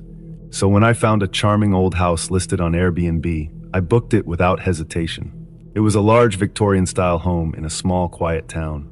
The price was cheap, and the pictures showed a cozy, well-kept place with antique furniture and a lovely garden. I arrived on a chilly Friday evening. The house was even more beautiful in person. Its white walls and dark wooden beams gave it a timeless look. The garden was filled with flowers, even in the late autumn weather. I rang the doorbell and was greeted by the host, Mrs. Mark, a sweet elderly lady with kind eyes and a warm smile. She showed me around the house, explaining the rules and pointing out the amenities. Everything seemed perfect. After settling into my room, I decided to explore the house. The living room had a large fireplace, and the kitchen was stocked with everything I might need. There was a long hallway with several doors leading to different rooms. Mrs. Mark mentioned that some areas were off-limits, like the basement. "It's old and dusty down there," she said. "Not much to see." That first night, I slept well. The bed was soft, and the room was quiet. But the next day, something strange happened. As I was having breakfast, I heard a noise coming from the basement. It sounded like a faint, muffled cry. I ignored it at first, thinking it was just the old house settling, or perhaps a cat outside. But the noise continued, growing louder and more desperate. Curiosity got the better of me. I went to the basement door and pressed my ear against it. The crying was coming from inside. I knocked lightly, but there was no response. I tried the door, but it was locked. I felt a chill run down my spine. I found Mrs. Mark in the garden, tending to her flowers. "Excuse me, Mrs. Mark," I said, trying to sound casual. "I heard some noises coming from the basement. Is everything all right down there?" She looked at me with a strange expression. "Oh, that must be the wind," she said quickly. "This old house makes all sorts of noises." I wasn't convinced, but I didn't want to press her. Instead, I decided to investigate on my own. That evening, after Mrs. Mark went to bed, I took a flashlight and quietly made my way to the basement door. The crying had started again, more desperate than before. I searched the house for a key and eventually found one in a drawer in the kitchen. My hands trembled as I unlocked the door. The basement was dark and cold. The air smelled musty and cobwebs hung from the ceiling. I followed the sound of the crying, my heart pounding in my chest. At the far end of the basement, I found a small, makeshift room. Inside, sitting on a dirty mattress, was a man. He looked thin and frail, with a long beard and sad eyes. His clothes were tattered, and he shivered in the cold. "Help me," he whispered, his voice hoarse. "Please help me." I was shocked. "Who are you?" I asked. "What are you doing here?" "My name is Tom," he said. "I used to be a tenant here, but I lost my job and couldn't pay the rent. Mrs. Mark said she would help me, but she locked me down here instead. Please help me get out." I couldn't believe what I was hearing. How could this sweet old lady do something so cruel? I knew I had to help him. I gave Tom some of my food and a blanket. "I'll find a way to get you out," I promised. The next day, I tried to confront Mrs. Mark, but she was nowhere to be found. I searched the house, but found no sign of her. I called the police and explained the situation. They arrived quickly and searched the house. When they entered the basement, they found Tom, just as I had left him. Mrs. Mark was found later that day in the nearby woods. She had been living a double life, posing as a kind old lady while keeping Tom prisoner in her basement. The police took her into custody, and Tom was taken to a hospital. He was weak and malnourished, but grateful to be free. The whole experience left me shaken. I couldn't believe how close I had come to staying in a house with such a dark secret. I left the town the next day, eager to put the whole ordeal behind me. But I will never forget Tom's haunted eyes and the sound of his desperate cries. From then on, I was more careful about the places I stayed and the people I trusted. The world is full of surprises, and not all of them are good. I had learned that lesson the hard way.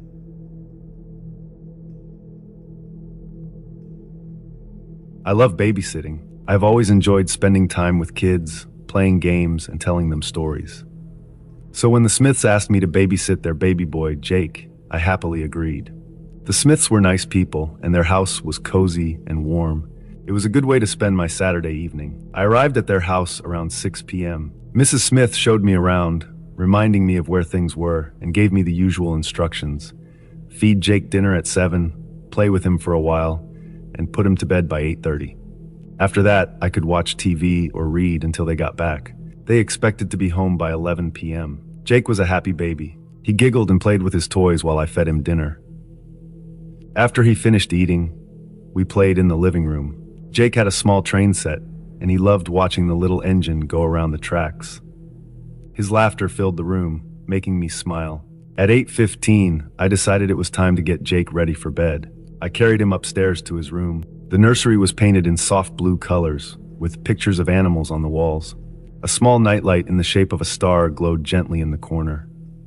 I placed Jake in his crib, and he looked up at me with his big, innocent eyes. "Good night, Jake," I said softly, tucking him in. He smiled at me, and I turned to leave the room. Just as I reached the door, Jake spoke. "Who's the lady on the ceiling?" My heart skipped a beat. I turned around slowly, my eyes scanning the ceiling. There was nothing there, just the plain white ceiling. I looked back at Jake, who was still smiling up at me. "There's no one there, Jake," I said, trying to keep my voice calm. But I felt a shiver run down my spine. Jake continued to stare at the ceiling, his smile fading a little. Feeling uneasy, I quickly left the room and closed the door behind me. I stood in the hallway for a moment, trying to calm myself. It was just a baby's imagination, I told myself. Kids say strange things all the time, but I couldn't shake the feeling that something was off. I went downstairs and turned on all the lights. The living room felt safe and warm. I turned on the TV and tried to find something to distract myself. A funny movie was playing, so I decided to watch it.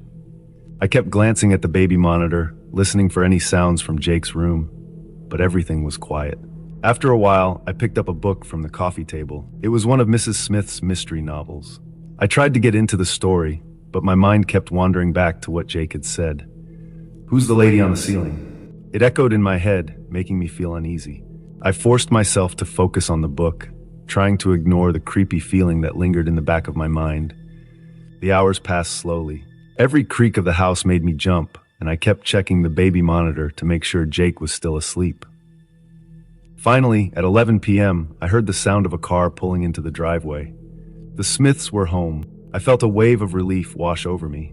When they walked in, I greeted them with a smile, trying to hide my anxiety. "How was everything?" Mrs. Smith asked. "Everything was fine," I replied, not wanting to worry her. "Jake is asleep." They thanked me and paid me for the evening. As I walked home, I couldn't stop thinking about what had happened. The strange feeling stayed with me, making me feel uneasy. I decided I would not babysit at the Smiths' house again. The next morning, I got a call from Mrs. Smith. She thanked me again for babysitting and said Jake had slept through the night without any problems. I didn't mention what Jake had said about the lady on the ceiling. It seemed best to leave it alone. Even now, whenever I think about that night, I get chills. I can still hear Jake's innocent voice asking about the lady on the ceiling. I never found out what he saw, and I never went back to the Smiths' house. Babysitting is fun, but some experiences are just too creepy to forget. From that day on, I was more careful about the jobs I took. I always made sure to ask a few extra questions about the house and the kids. It's better to be safe than to end up in another scary situation. But no matter how many years go by, I'll never forget that night with Jake and the lady on the ceiling. It was a dark, cold night when I got the call for a food delivery. I work as a delivery driver for a small restaurant in town. This call was different. The address was far from the town, near the forest. I had never delivered food to that area before. I put the food in my car and started driving. The road was long and empty. There were no street lights, only the headlights of my car cutting through the darkness. Trees lined both sides of the road, their branches reaching out like long fingers.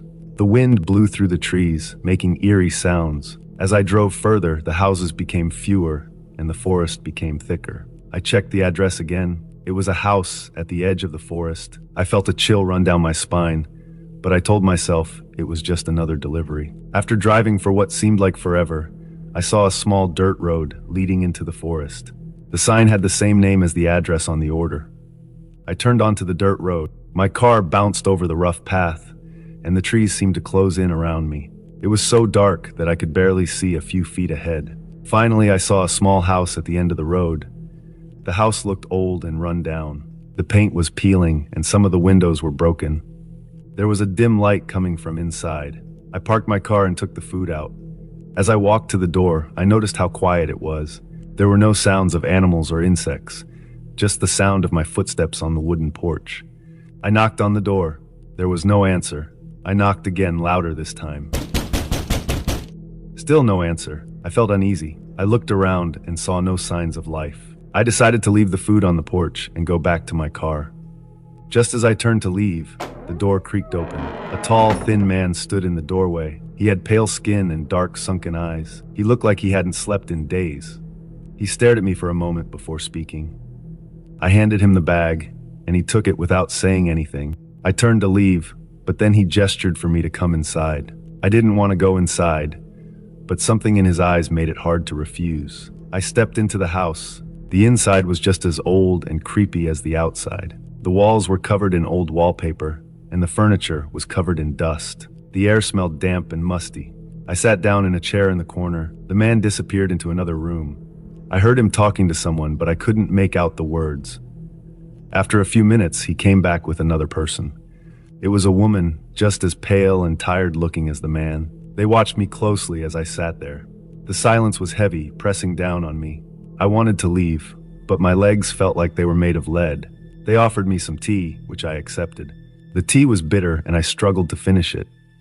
They kept watching me, their eyes never leaving my face. I asked how long they had lived there. The man started talking about the house and the forest. His voice was low and monotone, and I found it hard to concentrate on his words. The woman just nodded along, her eyes never blinking. The longer I sat there, the more uneasy I felt. I noticed strange things about the room. There were old photographs on the walls, but the faces were blurred and hard to see. The furniture looked like it hadn't been moved in years. There was a heavy, oppressive feeling in the air. I tried to stand up, but my legs wouldn't move. My heart started to race. I looked at the man and the woman, but they just stared back at me with blank expressions. I felt a wave of dizziness wash over me. The room started to spin, and the edges of my vision began to blur.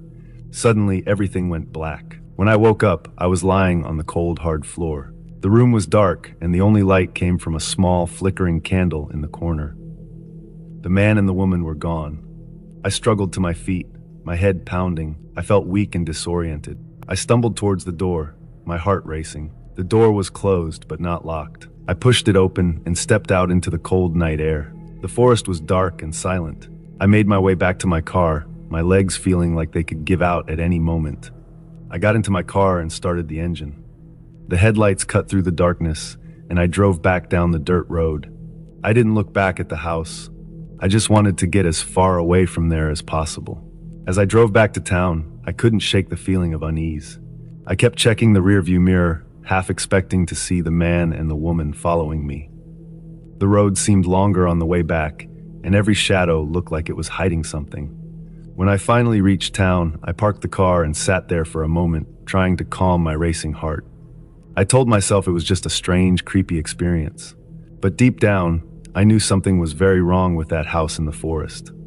I never took another delivery to that area again. The memory of that night still haunts me, and sometimes, when I'm alone in the dark, I can still feel their eyes watching me.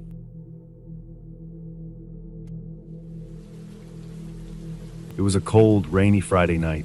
I had just come home from a long day at work, feeling exhausted and looking forward to a quiet evening alone. The house was dark and silent when I stepped inside, the only sound being the rain tapping against the windows. I dropped my keys on the table and kicked off my shoes, grateful to be home.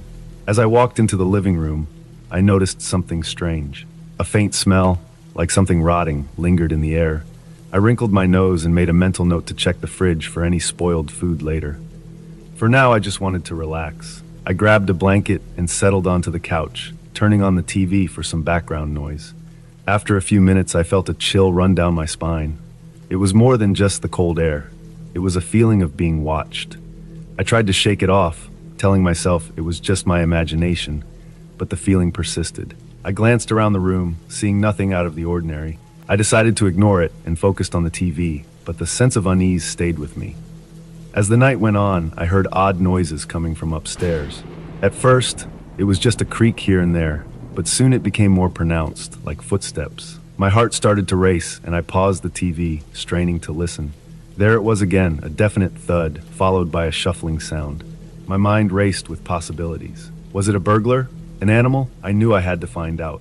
I grabbed a flashlight from the kitchen drawer and slowly made my way up the stairs, my heart pounding in my chest. The sounds grew louder as I approached the top of the stairs. I hesitated for a moment, then forced myself to keep going. As I reached the hallway, I saw that the door to the guest bedroom was slightly ajar. A dime light was coming from inside. I took a deep breath and pushed the door open with my foot, shining the flashlight into the room. What I saw made my blood run cold. There, crouched in the corner, was a man. His clothes were dirty and torn, his hair matted and unkempt. He looked up at me with wide, frightened eyes, and I could see that he was shaking. "Who are you?" I managed to stammer, my voice trembling. The man didn't answer. He just stared at me, his eyes filled with a mixture of fear and desperation. I didn't know what to do. Should I call the police? Confront him? My mind was a whirlwind of confusion and fear. I decided to stay calm and try to talk to him. "Why are you here?" I asked, trying to keep my voice steady. The man finally spoke, his voice barely above a whisper. "I'm sorry, I didn't mean to scare you. I had nowhere else to go. His words tugged at my heart. He looked so pitiful, so broken. Despite my fear, I couldn't help but feel a pang of sympathy for him. "What's your name?" I asked gently. "Tom," he replied, his voice trembling. "I've been living on the streets for months. I found your house, and it was empty. I thought maybe I could stay for a while, just until I found somewhere else." My mind was racing. This man had been living in my house without me knowing. How long had he been here? How had he managed to stay hidden? I took a step closer, trying to understand his situation. "Why didn't you go to a shelter?" I asked. Tom shook his head. "The shelters are full. They turn people away." I was desperate. I stood there, torn between fear and compassion. This man had invaded my home, but he was clearly in need. I didn't know what to do. Should I help him? Call the police? My thoughts were interrupted by another noise, a soft sob. Tom had started to cry. Seeing him like that, so vulnerable, I made a decision. "Okay, Tom," I said softly. "You can stay for the night, but tomorrow we'll figure something out. I can't have you living here without me knowing." Tom looked up at me, his eyes filled with gratitude. "Thank you," he whispered. "Thank you so much." I nodded and backed out of the room, closing the door behind me. My heart was still pounding, but I felt a strange sense of calm. I had done the right thing, I told myself.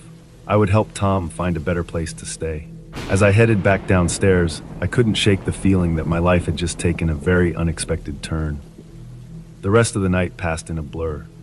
I couldn't sleep, my mind racing with thoughts of Tom and what I should do next.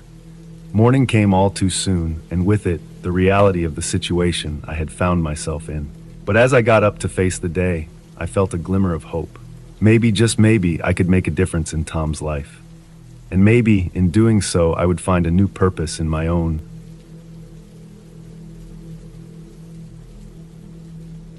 It was a cold, rainy night when the stranger walked into our cafe.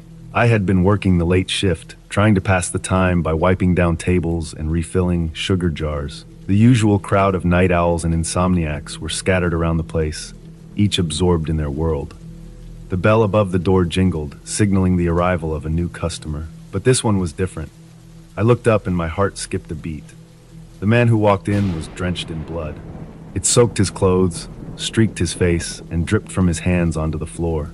His eyes, however, were calm and clear, as if the blood didn't bother him at all. He walked to the counter and stood there, staring at me. For a moment I couldn't move. I just stared back, my mind racing. Who was he? What had happened to him? Should I call the police? But before I could do anything, he spoke. "I'd like a coffee, please," he said, his voice steady and polite. "And a candy bar."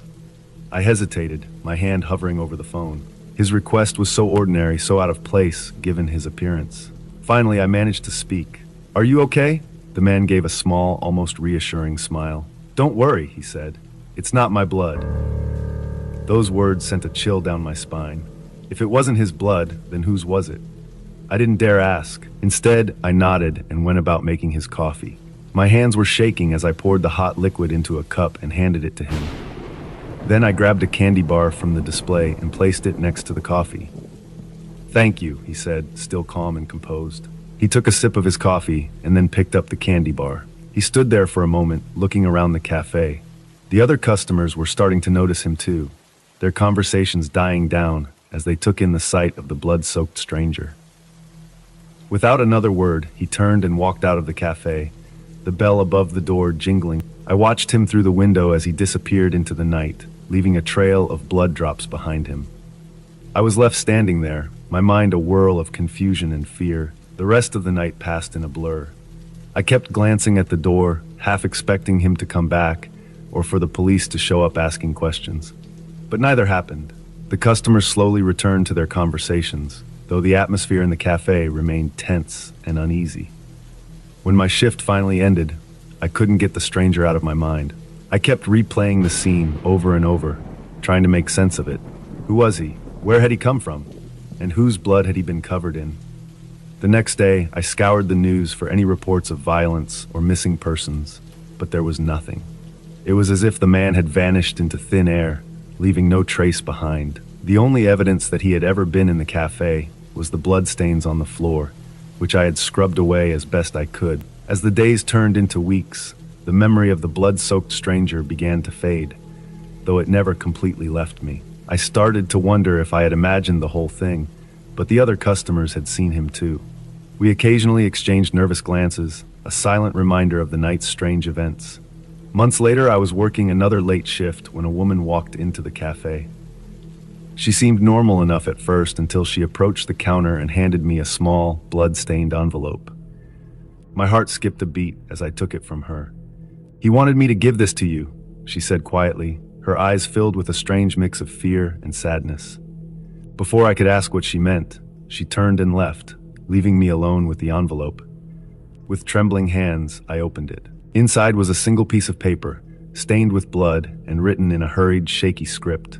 It read, "Thank you for the coffee and the candy bar. I'm sorry for any trouble I caused.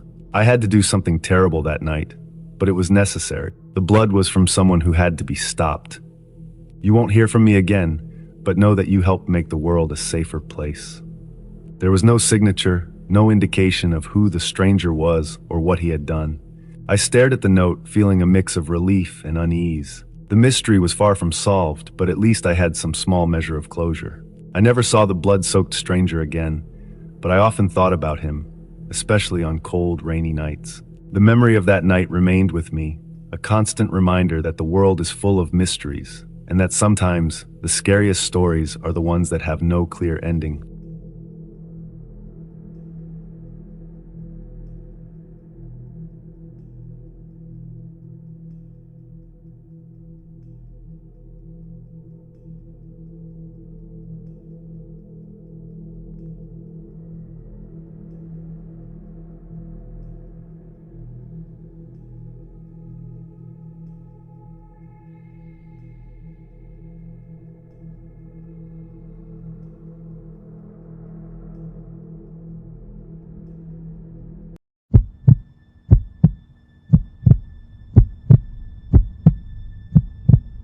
It was a chilly evening when I found myself lost in the dark, dense forest. I had wandered away from my campsite to collect some firewood, but the trees all looked the same, and soon I couldn't tell which way I'd come. The sun had set, and the forest grew darker with every passing minute. My flashlight flickered, barely piercing through the shadows. I was all alone, and I could feel my heart pounding in my chest. I tried to retrace my steps, but every path I took seemed wrong. Panic began to creep in. I knew I needed to stay calm, but the thought of spending the night alone in the woods was terrifying. I decided to keep moving, hoping to find a familiar landmark or some sign of my campsite. As I walked, I heard the snap of a twig behind me. I spun around, shining my flashlight in the direction of the noise, but there was nothing there. "It's just an animal," I told myself, trying to stay calm. I continued walking, but the feeling of being watched grew stronger. Every rustle of leaves and every sound of the wind seemed to be amplified in the silence of the night.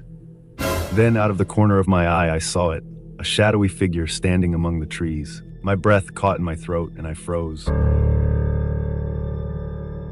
I took a step back, my heart racing. The figure took a step forward. That's when I realized it wasn't just my imagination. Someone or something was out there. Fear took over and I started to run. I didn't know where I was going, only that I needed to get away from that figure. The forest was a maze, and every direction looked the same. I stumbled over roots and branches, the trees seeming to close in around me. Behind me, I could hear footsteps, heavy and deliberate. They were getting closer. I ran harder, my breath coming in gasps. My legs felt like they were on fire, but I couldn't stop. I could still hear the footsteps behind me, relentless, never slowing down. Just when I thought I couldn't run any further, I saw a dim light in the distance.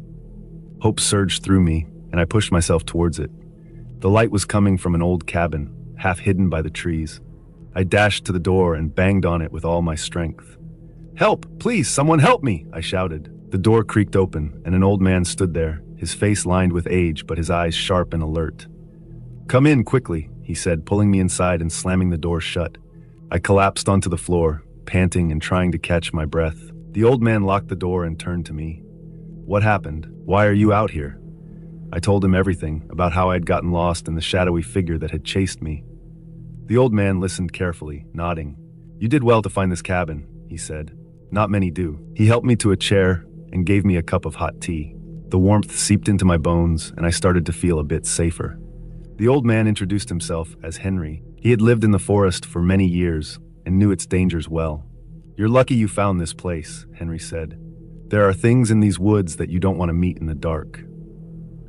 I shivered, not wanting to think about what might have happened if I hadn't found the cabin.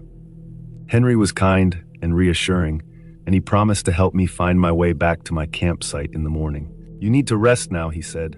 "You'll be safe here for the night." Despite the fear and exhaustion, I managed to fall asleep in the old cabin. The fire crackled warmly, and for the first time since I had gotten lost, I felt a sense of peace. The next morning, Henry and I set out to find my campsite. The forest seemed less intimidating in the daylight, but I still stayed close to Henry, trusting his knowledge of the woods. He moved with confidence, guiding us through the trees. After what felt like hours, we finally arrived at my campsite. I was overwhelmed with relief and gratitude. "Thank you, Henry," I said, feeling tears of relief welling up in my eyes. "I don't know what I would have done without you." Henry smiled kindly. "Just be careful next time," he said. "The forest can be a dangerous place, especially at night." As I watched Henry disappear back into the woods, I realized how lucky I had been. I gathered my things, packed up my campsite, and made my way home, vowing never to wander too far into the forest alone again. The memory of that shadowy figure still haunts me, but I'll always be grateful to Henry for saving me that night. The forest is beautiful, but it's also a place of mystery and danger, and it's important to respect that.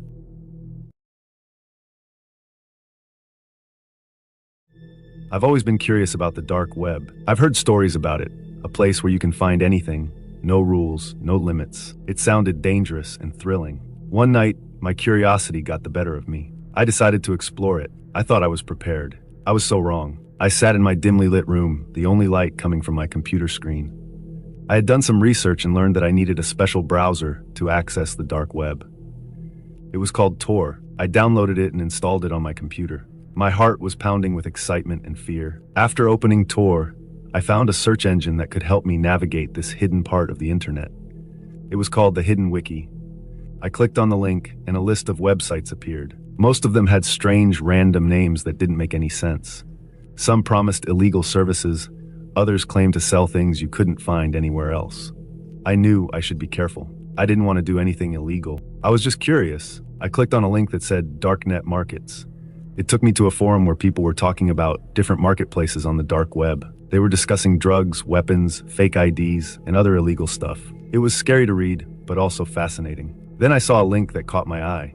It said Red Room. I had heard of these before. They were supposed to be live streams where people were hurt, or worse, for the entertainment of others. I didn't believe they were real.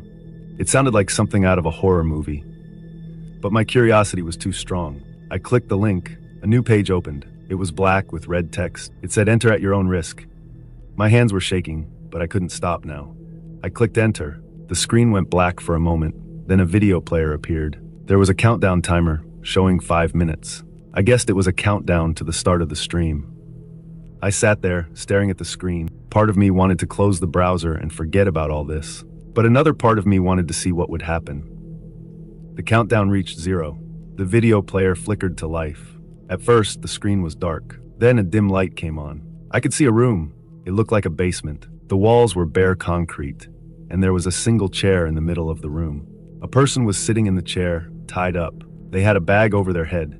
I felt a chill run down my spine. This couldn't be real. It had to be fake. I wanted to believe it was fake, but it looked so real. Suddenly, another figure appeared on the screen. This person was wearing a black mask and gloves. They walked over to the person in the chair and pulled the bag off their head. It was a woman. She looked terrified. She started to scream, but her screams were muffled. I realized she had a gag in her mouth. I felt sick. This was too much. I reached for my mouse to close the browser, but the screen went black again, and a message appeared. It said, "You cannot leave now." My heart skipped a beat. How could they know I wanted to leave? The masked person on the screen looked directly at the camera. It felt like they were looking right at me. Then they spoke. Their voice was distorted, making it sound unnatural. "Welcome, viewer," they said. "You wanted to see the dark web. Now you are part of it." I tried to close the browser again, but my computer wasn't responding.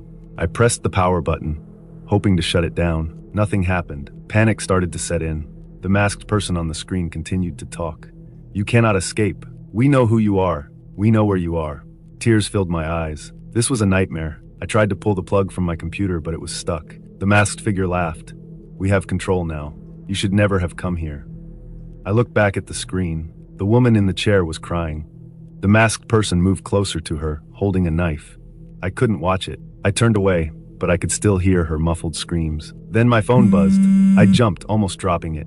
I looked at the screen. There was a new message from an unknown number. It said, "Watch, or it gets worse." My hands were shaking so much I could barely hold the phone. I didn't know what to do. I felt trapped. I looked back at the screen, tears streaming down my face. The masked person was still there, standing over the woman. They hadn't hurt her yet, but I knew they would. I had to do something. I couldn't just sit there. I grabbed my phone and called the police. My voice was shaking as I told them what was happening. They didn't believe me at first, but then I gave them my address and begged them to come quickly. Minutes felt like hours as I waited. The video stream continued, but the masked person hadn't done anything yet. It was like they were waiting, watching me, enjoying my fear. Finally, I heard sirens outside. Relief washed over me. The police were here. They would help. I heard a loud knock on the door. I ran to open it, sobbing. The police officers looked at me with concern. I tried to explain what had happened, but it was hard to find the words. They came inside and looked at my computer. The screen was still showing the live stream. One of the officers took a look at it and then turned to me. "We need to take your computer as evidence," he said. "We'll do everything we can to track these people down." I nodded, too shaken to speak. They took my computer and left. I was alone in my room, feeling more scared than I ever had in my life. I knew I would never forget what I had seen. I wished I had never tried to access the dark web. Curiosity had led me into a nightmare. Before we get into the next story, if you come for the first time, please make sure to subscribe to our channel and press the bell icon for upcoming scary stories. We need your support. Please share these stories with your friends and family. Thanks.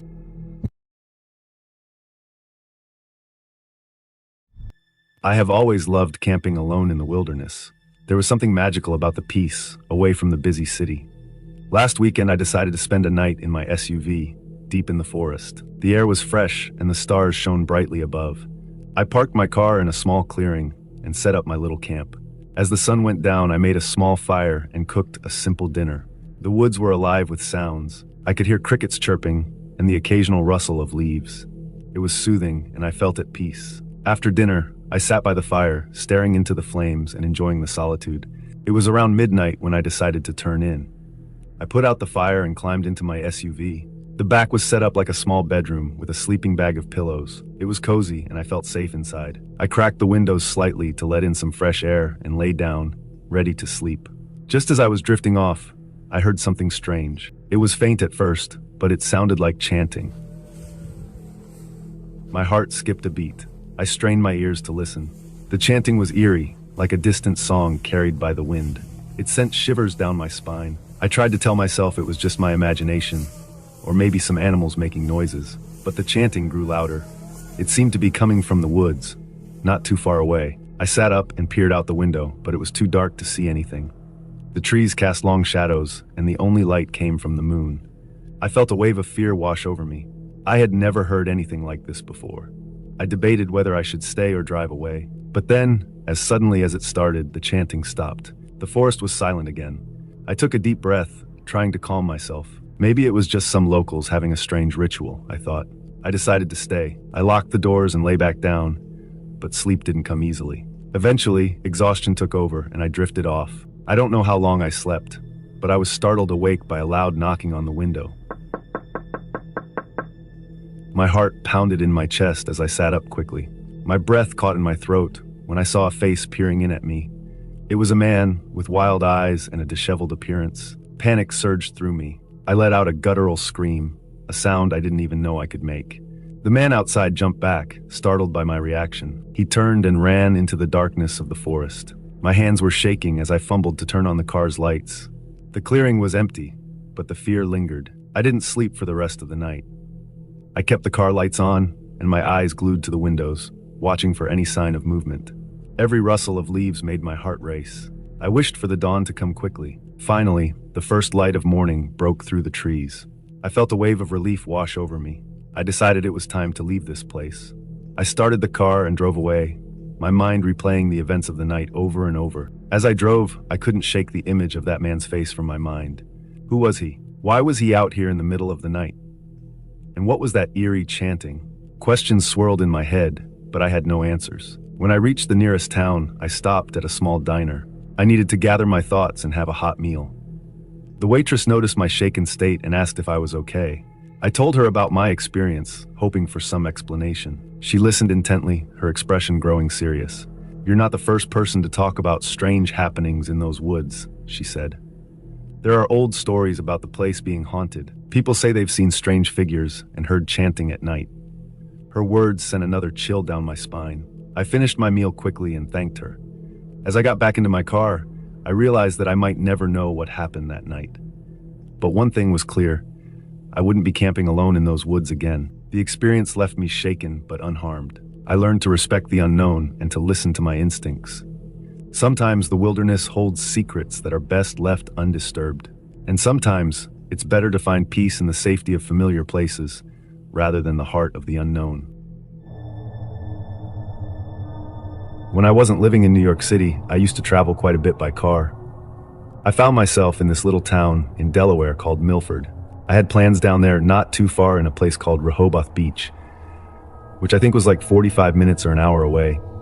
I was supposed to leave the day after I left, but to avoid getting up early in the morning and leaving, I ended up leaving after work, which was approximately 6 p.m., and taking the drive that night, which lasted about 5 hours, and changed. Since I was only staying here for an extremely short amount of time, I got myself a motel, which I use all the time when I travel, so I'm pretty comfortable with it. I messaged the guy right before I left if I could rent his $50 little place that seemed pretty nice from the photos. The guy from the get-go was a little sketchy, and it took me some back and forth to get the place rented that night after he informed me his father would have dropped the key off. He also informed me there would be quite a bit of tropical plants in the kitchen, and he couldn't move them out on such short notice. Okay, whatever, I'm just looking for a few hours sleep, then I'm out of there in the morning. So I get there around 11:30 p.m. Not sure how many of you are from/have been to Milford, but it's pretty much in the middle of nowhere. This guy's place was in a tiny little gated community, which had a total of 15 to 20 houses maybe. Pitch black, so I roll up to the place and grab the few items I always travel with: a duffel bag, backpack, jacket, and extra jacket. Use the key code to unlock the lockbox and turn the key, which happens to be the loudest thing that's happening in the surrounding area at the moment. You know when you go to a place where you know some stuff is messed up and you get that gut feeling that maybe you shouldn't be there? Yay, same feeling. So I put my stuff down on the recliner in front of me, and yes, lo and behold, a lot of tropical plants in the kitchen. I look around this place, which has a pretty decent living room. Bedroom number 1. Dolls from like the 50s everywhere. Twin-sized mattresses with no bed frame and no sheets lay in the middle of the floor. Okay, yeah, forget that room. Go to the next room. Nutcracker figures everywhere, one sheet on the bed, no pillows. Try to turn the light on with the only switch in the room. Oh wait, there is no light in the room at all. The switch goes to nothing. Alright, forget this room too. I'll take the couch. At this point, I felt pretty uncomfortable, but I knew it was only for the night. Anyway, I was hungry, so I went to the only thing around that was open, a food line that was closing in like 15 minutes. I grabbed some pizza bites and a peach Snapple, classy, right? And went back home. Side note, I was so off-put by this feeling, I set my GoPro I travel with up while I was gone. So I get back to this place, and the first thing I do is look around to make sure everything is in place just where I left it. That's a good sign. I get my GoPro, take the SD out, and pop the card in my laptop. I still have the footage somewhere. I wish you guys could have seen this place. It looked like where you would spend your last seconds. Lo and behold, nothing on the footage. At this time, it was well past midnight, and I had a full day of work and a good amount due driving, so I planned to sleep on the very small couch. The apartment had one small 19-inch TV, which didn't have a power cable, and the outlet by the couch was just far enough away where my phone wouldn't reach while charging. This wouldn't have mattered anyway because I had Sprint at the time, and they have poor service to begin with. But where I was, no service. I kept the light on because even though I'm an adult, it gave me some comfort knowing the light was on. Well, about an hour of laying there, I couldn't sleep, so nature called and I had to use the bathroom, so I got up and sat down in the neon yellow, dimly lit bathroom with the shower that had no curtain. Now, let me preface all of this by saying the kitchen had hardwood floors, the type where if you slide a chair across it, it makes that screeching noise that we're all familiar with. Remember that part will play a role soon. Back to it, I'm in the bathroom doing my business, reading a bottle on the John because my phone is charging outside of the bathroom because how convenient, which didn't matter anyway. After all, like I mentioned, I didn't have service. So I'm sitting there and I hear the chair on the faux hardwood floor screeching across the floor, being pulled across the floor, gently, for about as long as it takes for someone to sit down. I almost threw my heart up. This was a come to Jesus, I messed up moment. And then just as I thought it couldn't get any worse, the sound of fingers rhythmically tapping on top of the wooden kitchen table, impatiently getting faster. Frozen, astounded. Good thing I was already on the toilet. I say there and repeated to myself 10, 11 times, I'm messed up, I'm messed up, I'm messed up. So I sat there for 2 to 3 minutes and debated what to do. At this point, the tapping had stopped, but I figured that I couldn't stay in there forever. I thought to myself, whoever is out there already knows I'm here. So I decided to forget it. I'm gonna go there and try to fight him off and grab the Bowie knife I carry in my backpack when I travel. And basically try to defend myself because I assume they don't want to play checkers or talk about their day of killing with me. So I rush out of the door and nothing. Nobody there, no sign of anybody. The chairs were not even moved. Did not even bother to check the rest of the place. Packed my stuff up as if the place was burning down, got in my car and drove to my Holiday Inn an hour away at like 3 a.m. and told the guy at the desk what happened, and he let me check into my room. That was for like 3 p.m. the next day, to a king-sized bedroom because the room that was reserved for me wasn't even ready. When I was a solo driver, I was making a delivery in Memphis, TN. It was a hot summer evening, and the sun was setting over the city, casting a golden glow over the streets. I had been driving for hours, and my GPS led me to a warehouse on the outskirts of town. As I pulled into the parking lot, I noticed a sense of unease settling in. The building seemed abandoned, and the only sound was the creaking of old wooden crates in the wind. I grabbed my clipboard and stepped out of the truck, feeling the warm air envelop me. The receiver, a gruff-looking man with a thick beard, met me at the loading dock. He signed for the delivery, and I began to unload the cargo. But as the hours ticked by, he kept me waiting, claiming there was an issue with the paperwork. As the clock struck 7, my driving time was up. I needed to find a place to park for my mandatory 10-hour reset. The receiver suggested I head to the nearby TA Petro truck stop in West Memphis, just across the state line. I thanked him and climbed back into my rig, feeling frustrated and tired. The drive to the truck stop was uneventful, but as I pulled into the parking lot, I noticed it was eerily quiet. The sun had dipped below the horizon, casting long shadows across the asphalt. I parked in the very back, where the darkness seemed to swallow my truck whole. My dog, Noodles, a scruffy little terrier, whined in the passenger seat, sensing my unease. I took Noodles out for a quick walk, and as we strolled through the deserted lot, I noticed a man standing behind a trailer, just staring into space. His presence sent a shiver down my spine, and I quickened my pace, hurrying Noodles back to the safety of the truck. After settling Noodles in, I grabbed my dinner bag and headed to the truck stop's restaurant. As I walked, the sound of footsteps echoed behind me. I turned to see the same man from the trailer following me at a distance. My heart raced, and I picked up my pace, weaving through the parked trucks. But no matter how many turns I took, he kept pace with me, always lurking just out of sight. I pushed open the door to the restaurant, grateful for the warm glow and bustling atmosphere inside. The place was packed, and I slid onto a stool at the bar, ordering a burger and fries. As I waited for my food, I glanced around, searching for the mysterious man, but he was nowhere to be seen. Halfway through my meal, nature called, and I excused myself to use the restroom. When I returned, my fork was on the right side of my plate. I'm left-handed, and I always place my utensils on the left. A chill ran down my spine. Someone had touched my food. I called the waitress over, still standing behind my chair, and asked if she had messed with my meal. She denied it, and I asked if she'd seen anyone else near my plate. She shook her head, too busy to notice anything. I requested the manager, and when he arrived, I told him about the strange man and my tampered food. But the manager's expression turned serious, and he offered to replace my meal and move me to a safer seat. As I waited for my new food to arrive, he disappeared into the office and returned with a stern look. I reviewed the camera feed, he said, and a man did indeed approach your plate while you were in the restroom. He added something to your mashed potatoes, stirred it, and left the building. My skin crawled. The manager offered to call the police, and I agreed, feeling a sense of relief wash over me. As I finished my new meal, the manager sat down across from me, his eyes scanning the restaurant. "I don't want you to leave alone," he said. "The police will escort you to your truck." Before long, 2 officers arrived, taking statements and searching the premises. They found no sign of the mysterious man, but promised to keep an eye on the truck stop. One of the officers offered to drive me back to my rig, and as we walked through the dark lot, I felt a sense of gratitude toward these kind strangers. As we reached my truck, the officer told me his partner would keep watch over the lot all night, ensuring my safety. I thanked them both, feeling a sense of relief wash over me.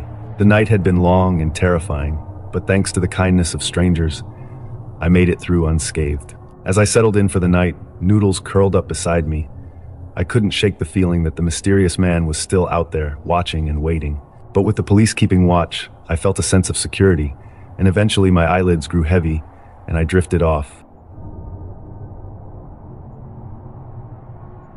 A few years ago, when I was in high school, my history class took a trip to Belgium.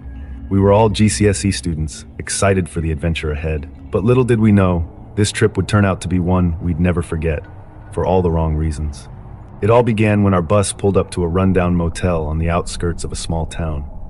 The building looked ancient, with paint peeling off the walls and ivy creeping up the sides. Our teacher, Mr. Thompson, assured us it was the only place available for miles around, so we reluctantly filed inside. As we checked in, the receptionist gave us a set of keys with a warning to stay out of the basement. It was an odd request, but we shrugged it off, too eager to explore the town to dwell on it. We were assigned the only room on the top floor, which meant a long climb up creaky stairs. The hallway was dimly lit, casting eerie shadows that danced along the walls. I couldn't shake the feeling of unease as we reached our room. Inside, the atmosphere was musty and stale. The furniture looked like it hadn't been updated since the 1970s, and the curtains were threadbare, barely keeping out the fading light. We quickly claimed our beds, but no one seemed eager to explore the rest of the motel. As night fell, the darkness outside seemed to seep into our room, making it feel even more claustrophobic. Mr. Thompson tried to lighten the mood by suggesting we order some food and watch a movie, but the tension lingered in the air. I couldn't shake the feeling that we were being watched. Every creak of the floorboards and every rustle of the curtains sent shivers down my spine. And when someone mentioned needing to use the bathroom, I felt a sense of dread wash over me. The bathroom was small and dingy, with cracked tiles and flickering lights. I hesitated to go in alone, but my bladder won out over my fear. As I washed my hands, I couldn't shake the feeling of being watched, as if someone, or something, was lurking just beyond the cracked door. I hurried back to the safety of our room, trying to ignore the uneasy feeling in the pit of my stomach.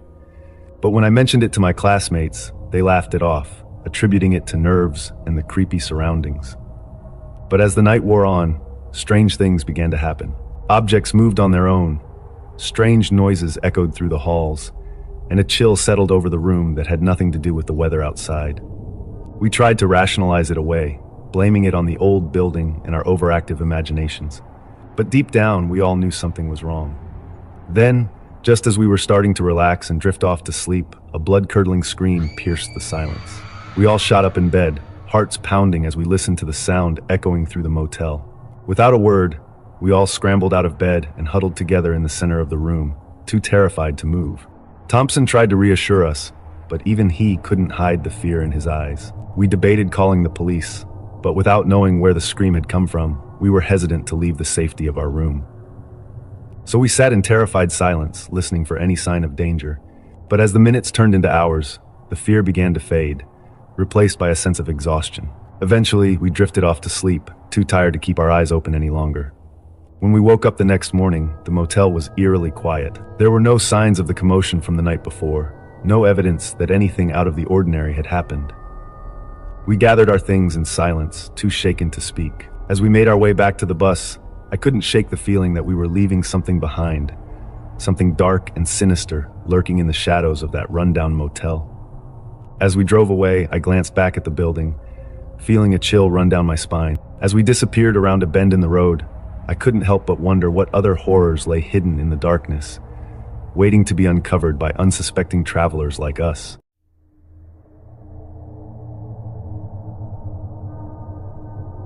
I do night deliveries for a food service to make some extra money. Most of the time, I work on Fridays and Saturdays because those are the nights people order food the most. One Saturday around 1 a.m., I got a message to McDonald's to a guy named Jake. He lived a short drive away from where I was. I drove to the nearest McDonald's, which was only 2 minutes away. Jake's order was small, just 2 burgers. His place was about 5 to 7 minutes from the McDonald's. I followed the directions on the app, and it led me to a tiny dead-end street that connected to another dead-end street.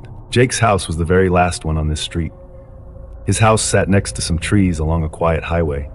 Since it was so late, I didn't want to ring the bell, so I called Jake. He didn't pick up, and it went straight to voicemail. But then he texted me telling me to come to the door. So I did. I reached his big wooden porch, and when the front door opened, Mark stood there. He was bald and looked like he was in his 30s. His head was completely bald, but I didn't judge him for it. He might have liked the look or had a health issue. But something was off. His breath smelled bad and he seemed drunk. Usually payments are made through the app, so there's no need to wait around for extra money. But this time Mark asked me to put the food on his kitchen table while he went to get a tip. I didn't mind. Free money is always good. So I waited in his kitchen, which was pretty dim with only a small nightlight. The whole kitchen smelled weird, and I couldn't figure out what it was. Mark was taking a long time down in the basement getting the tip, so I started to explore a bit. I went into the living room next to the kitchen where the TV was on, and that's when I noticed the smell was even stronger there. The door to another room was half open, maybe to let out the smell. Just out of curiosity, I went to the back door thinking I'd get a breath of fresh air.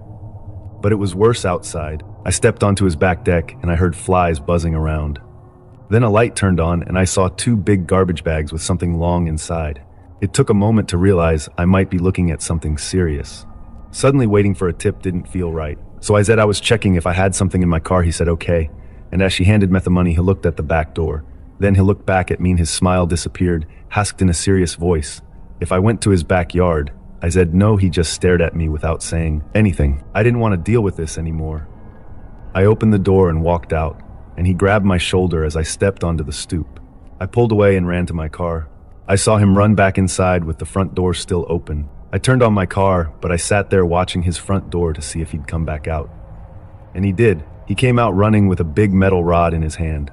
I drove away from his house ready to call the police and report him. I called them when I got down the block, making sure he didn't have time to hide anything. I waited and saw police cars show up in just 2 minutes. I watched everything as I told the police where to go. Mark, or whatever his name was, had started moving the bags which did have dead bodies to the bushes in his backyard. Everything about this guy was strange. From leaving the back door open to showing a delivery guy something so messed up. He might have been up in the head, but he wasn't very smart either. The police handled it from there, and I was just glad I got out of that situation. I used to work in a motel. It wasn't fancy, just a place for weary travelers to rest their heads for a night or two. Most of the time, my job was simple. Check guests in, clean rooms, and make sure everything ran smoothly. But one night in London, everything changed. It was a chilly evening, the kind that sends shivers down your spine, even if you're indoors. The lobby was quiet, with only the faint hum of the heater breaking the silence. I was sitting behind the front desk, flipping through a magazine to pass the time. That's when he walked in, a strange man with wild eyes and disheveled hair. He looked like he hadn't slept in days, and there was a certain darkness about him that made my skin crawl. He approached the desk, his steps uneven, and asked for a room. I hesitated for a moment, but the motel wasn't exactly bustling with customers, so I handed him a key and pointed him toward his room. He muttered his thanks and shuffled off down the hallway. I thought that was the last I'd see of him, but I was wrong. As the night wore on, I started to hear strange noises coming from the rooms. It sounded like someone was moving furniture around, but when I went to investigate, everything was still. Then, just as I was about to chalk it up to my imagination, I heard a knock on the door of the room I had assigned to the strange man. I hesitated, wondering if I should answer it, but something told me I had to. I opened the door slowly, and there he was, the strange man standing in the hallway with a manic grin on his face. "Can I help you?" I asked, trying to keep my voice steady. He didn't say anything, just pushed past me and stumbled into the room. I followed him, trying to figure out what he was up to. But when I stepped inside, I froze. He was standing by the bed, staring down at it with a look of pure madness in his eyes. And then, without warning, he climbed onto the mattress and started tearing at the sheets, as if searching for something. I tried to reason with him, to get him to stop, but he wouldn't listen. He just kept muttering to himself, his hands shaking as he tore the room apart. I didn't know what to do. I was just a motel clerk, not equipped to handle something like this. But I knew I had to do something before he caused any more damage. I reached for the phone on the bedside table, intending to call the police, but before I could even pick it up, I heard another knock on the door. This time, it was my friend Jack. Jack was a big guy with a no-nonsense attitude that made him perfect for diffusing tense situations. He took one look at the scene before him and didn't hesitate. "Hey, buddy," he said, stepping into the room with a calmness that belied the chaos around us. "Why don't you come with me? We can talk about whatever's bothering you." But the strange man wasn't interested in talking. He lunged at Jack, his fists flying, and before I knew it, they were locked in a violent struggle. I didn't know what to do. I just stood there, frozen in fear, as they fought inches away from me. But then, suddenly, Jack managed to overpower the man and pin him to the ground. "Call the police," he grunted, his breath coming in ragged gasps. Now, I didn't waste a second. I grabbed the phone and dialed 999, trying to explain the situation as calmly as I could. Within minutes, sirens were wailing outside, and a team of officers burst into the room. They quickly subdued the strange man, dragging him away in handcuffs as he screamed and thrashed against them. And just like that, it was over. The rest of the night passed in a blur of statements and paperwork. The police took my statement, Jack's statement, and even the statements of a few other guests who had been disturbed by the commotion. But through it all, I couldn't shake the feeling of unease that had settled over me like a dark cloud. Who was that strange man, and what had driven him to such madness? I may never know the answers to those questions, but one thing's for sure, I'll never forget that night in the motel in London. It was a night of fear and chaos, but thanks to Jack, we all ended up okay in the end.